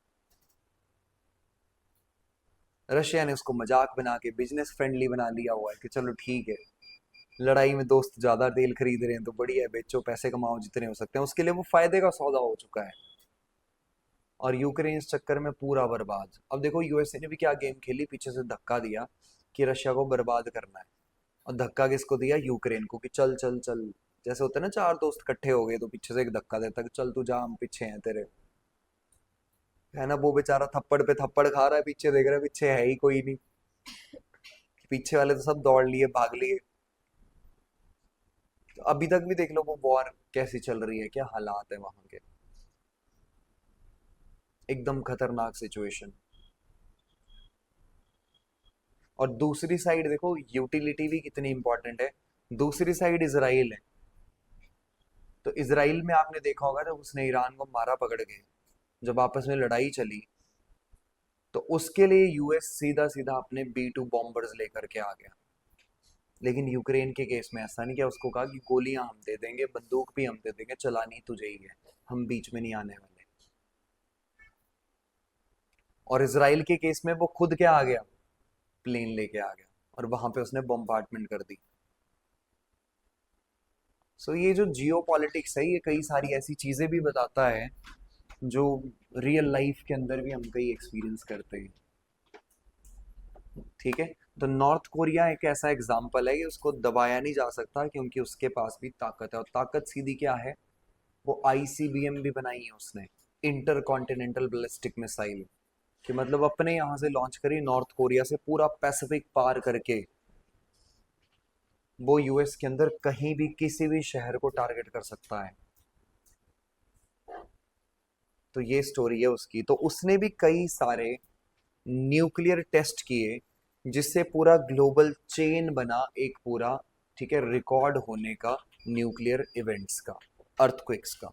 ठीक है, तो जरूर लिखना है North Korea nuclear test, North Korea nuclear test, North Korea nuclear test are regularly, nuclear tests are regularly picked up by picked up by the global seismic network, the global seismic network, SEISMIC। ठीक है, seismic network। अगला है next, that is the reservoir induced earthquake। reservoir induced, reservoir का मतलब होता है storage. ठीक है, जैसे मान लो कोई नदी चल रही थी, तो आपने बीच में डैम बना दिया, दीवार बना दी पूरी। और जब वो दीवार बनी तो उसके पीछे गैप हो गया, उस गैप में सारा पानी भर गया। और जब पानी भरता जाएगा, जब बहुत बड़ा एरिया पानी में डूब जाएगा, तो पानी का भी क्या होगा, वेट होगा, प्रेशर होगा। तो जब वो प्रेशर लगाएगा उस एरिया में, उस पूरी जमीन के ऊपर नीचे, तो उससे क्या आएंगे, उससे आएंगे अर्थक्वेक्स। क्या आएंगे उससे? अर्थक्वेक्स। ठीक है, बड़ी ही छोटी चीज है। जैसे आपने सुना होगा कि पूरे नॉर्थ ईस्ट के अंदर चाइना जो है, ऊपर बिल्कुल अरुणाचल प्रदेश के ऊपर, जहाँ पे ब्रह्मपुत्रा यू टर्न लेती है, उसके ऊपर चाइना एक बहुत बड़ा डैम क्रिएट कर रहा है। ठीक है, क्या कर रहा है? डैम, जिसकी कैपेसिटी होगी ऑलमोस्ट 60,000 मेगावाट। 60,000 मेगावाट बहुत ज्यादा कैपेसिटी होती है, पावर जनरेशन कैपेसिटी कम नहीं होती। नॉर्मल भाखड़ा है 1500 मेगावाट का है सारा ही। और वो कितना बोल रहे हैं, कितना बनाएगा? 60,000 मेगा। और वो कर भी सकता है, इसमें कोई बड़ी बात नहीं है, क्योंकि उसके पास ऑलरेडी दुनिया का सबसे बड़ा पावर जनरेशन प्रोजेक्ट है, 22,500 मेगावाट। उसका नाम है थ्री गॉर्जियस डैम। तो वहां पे जब नॉर्थ ईस्ट वाले एरिया में, जो पहले ही जोन 5 के अंदर है, और सर के ऊपर अगर उसने डैम बना दिया, तो वो कितनी बड़ी रिजर्वायर पीछे तक बनाएगा। और जब वो पानी इकट्ठा होगा, तो वो क्या लगाएगा वहां पे? Pressure. Isostatic rebound, isostatic balancing फिर होगी। और हो सकता है कि अर्थक्वेक बहुत बड़े स्केल पे आए पूरे नॉर्थ ईस्ट के अंदर। ये बहुत बड़ी मतलब दिक्कत है इस समय, जो अभी चल रही है। तो बना तो वो अपने एरिया में रहा है, लेकिन इम्पैक्ट कहाँ तक आ सकता है? हमारे एरिया तक। ठीक है, और छोटा मोटा नहीं है, छोटा मोटा चलो 1000 मेगावाट 2000 मेगावाट तो कोई प्रॉब्लम नहीं होती। It's about 60,000 megawatt. बहुत बड़ा स्केल है ये। ठीक है, तो इससे अर्थक्वेक्स आते हैं, तो लिख लो when large dams are built, when large dams are built the weight of the water the weight of the water and seepage into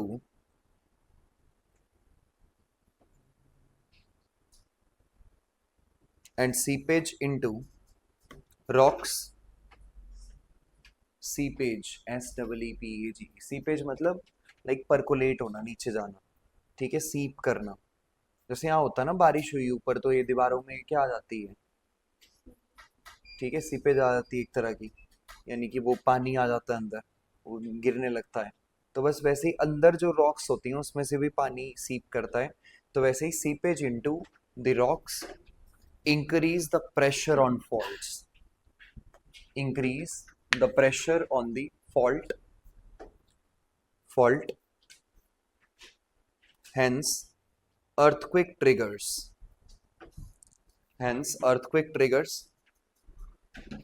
example Koyna Dam, Maharashtra, example Koyna, Koyna, Koyna Dam, Maharashtra, 1967, 1967 यहाँ पे 180 deaths हुई थी इसकी वजह से। 1967 में Koyna dam है, Koyna river के ऊपर महाराष्ट्र में, उसकी जो रिजर्वायर बनी थी उस रिजर्वायर की वजह से अर्थक्वेक्स आए थे। ठीक है, डन, लिख दिया। अगला लिख लो नेक्स्ट एक और, that is the urbanisation and heavy infrastructure, urbanization and the heavy infrastructure,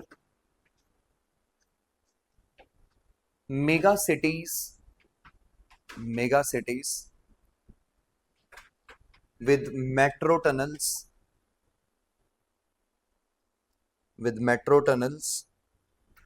and underground infrastructure,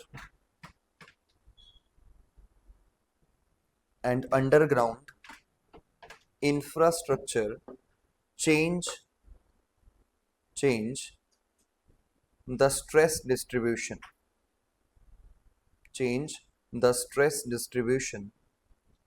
can also trigger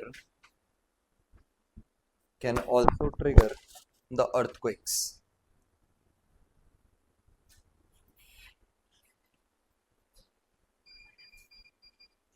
full stop. ठीक है, एक बार देख लो, सारा कुछ पूछना है तो पूछ लो।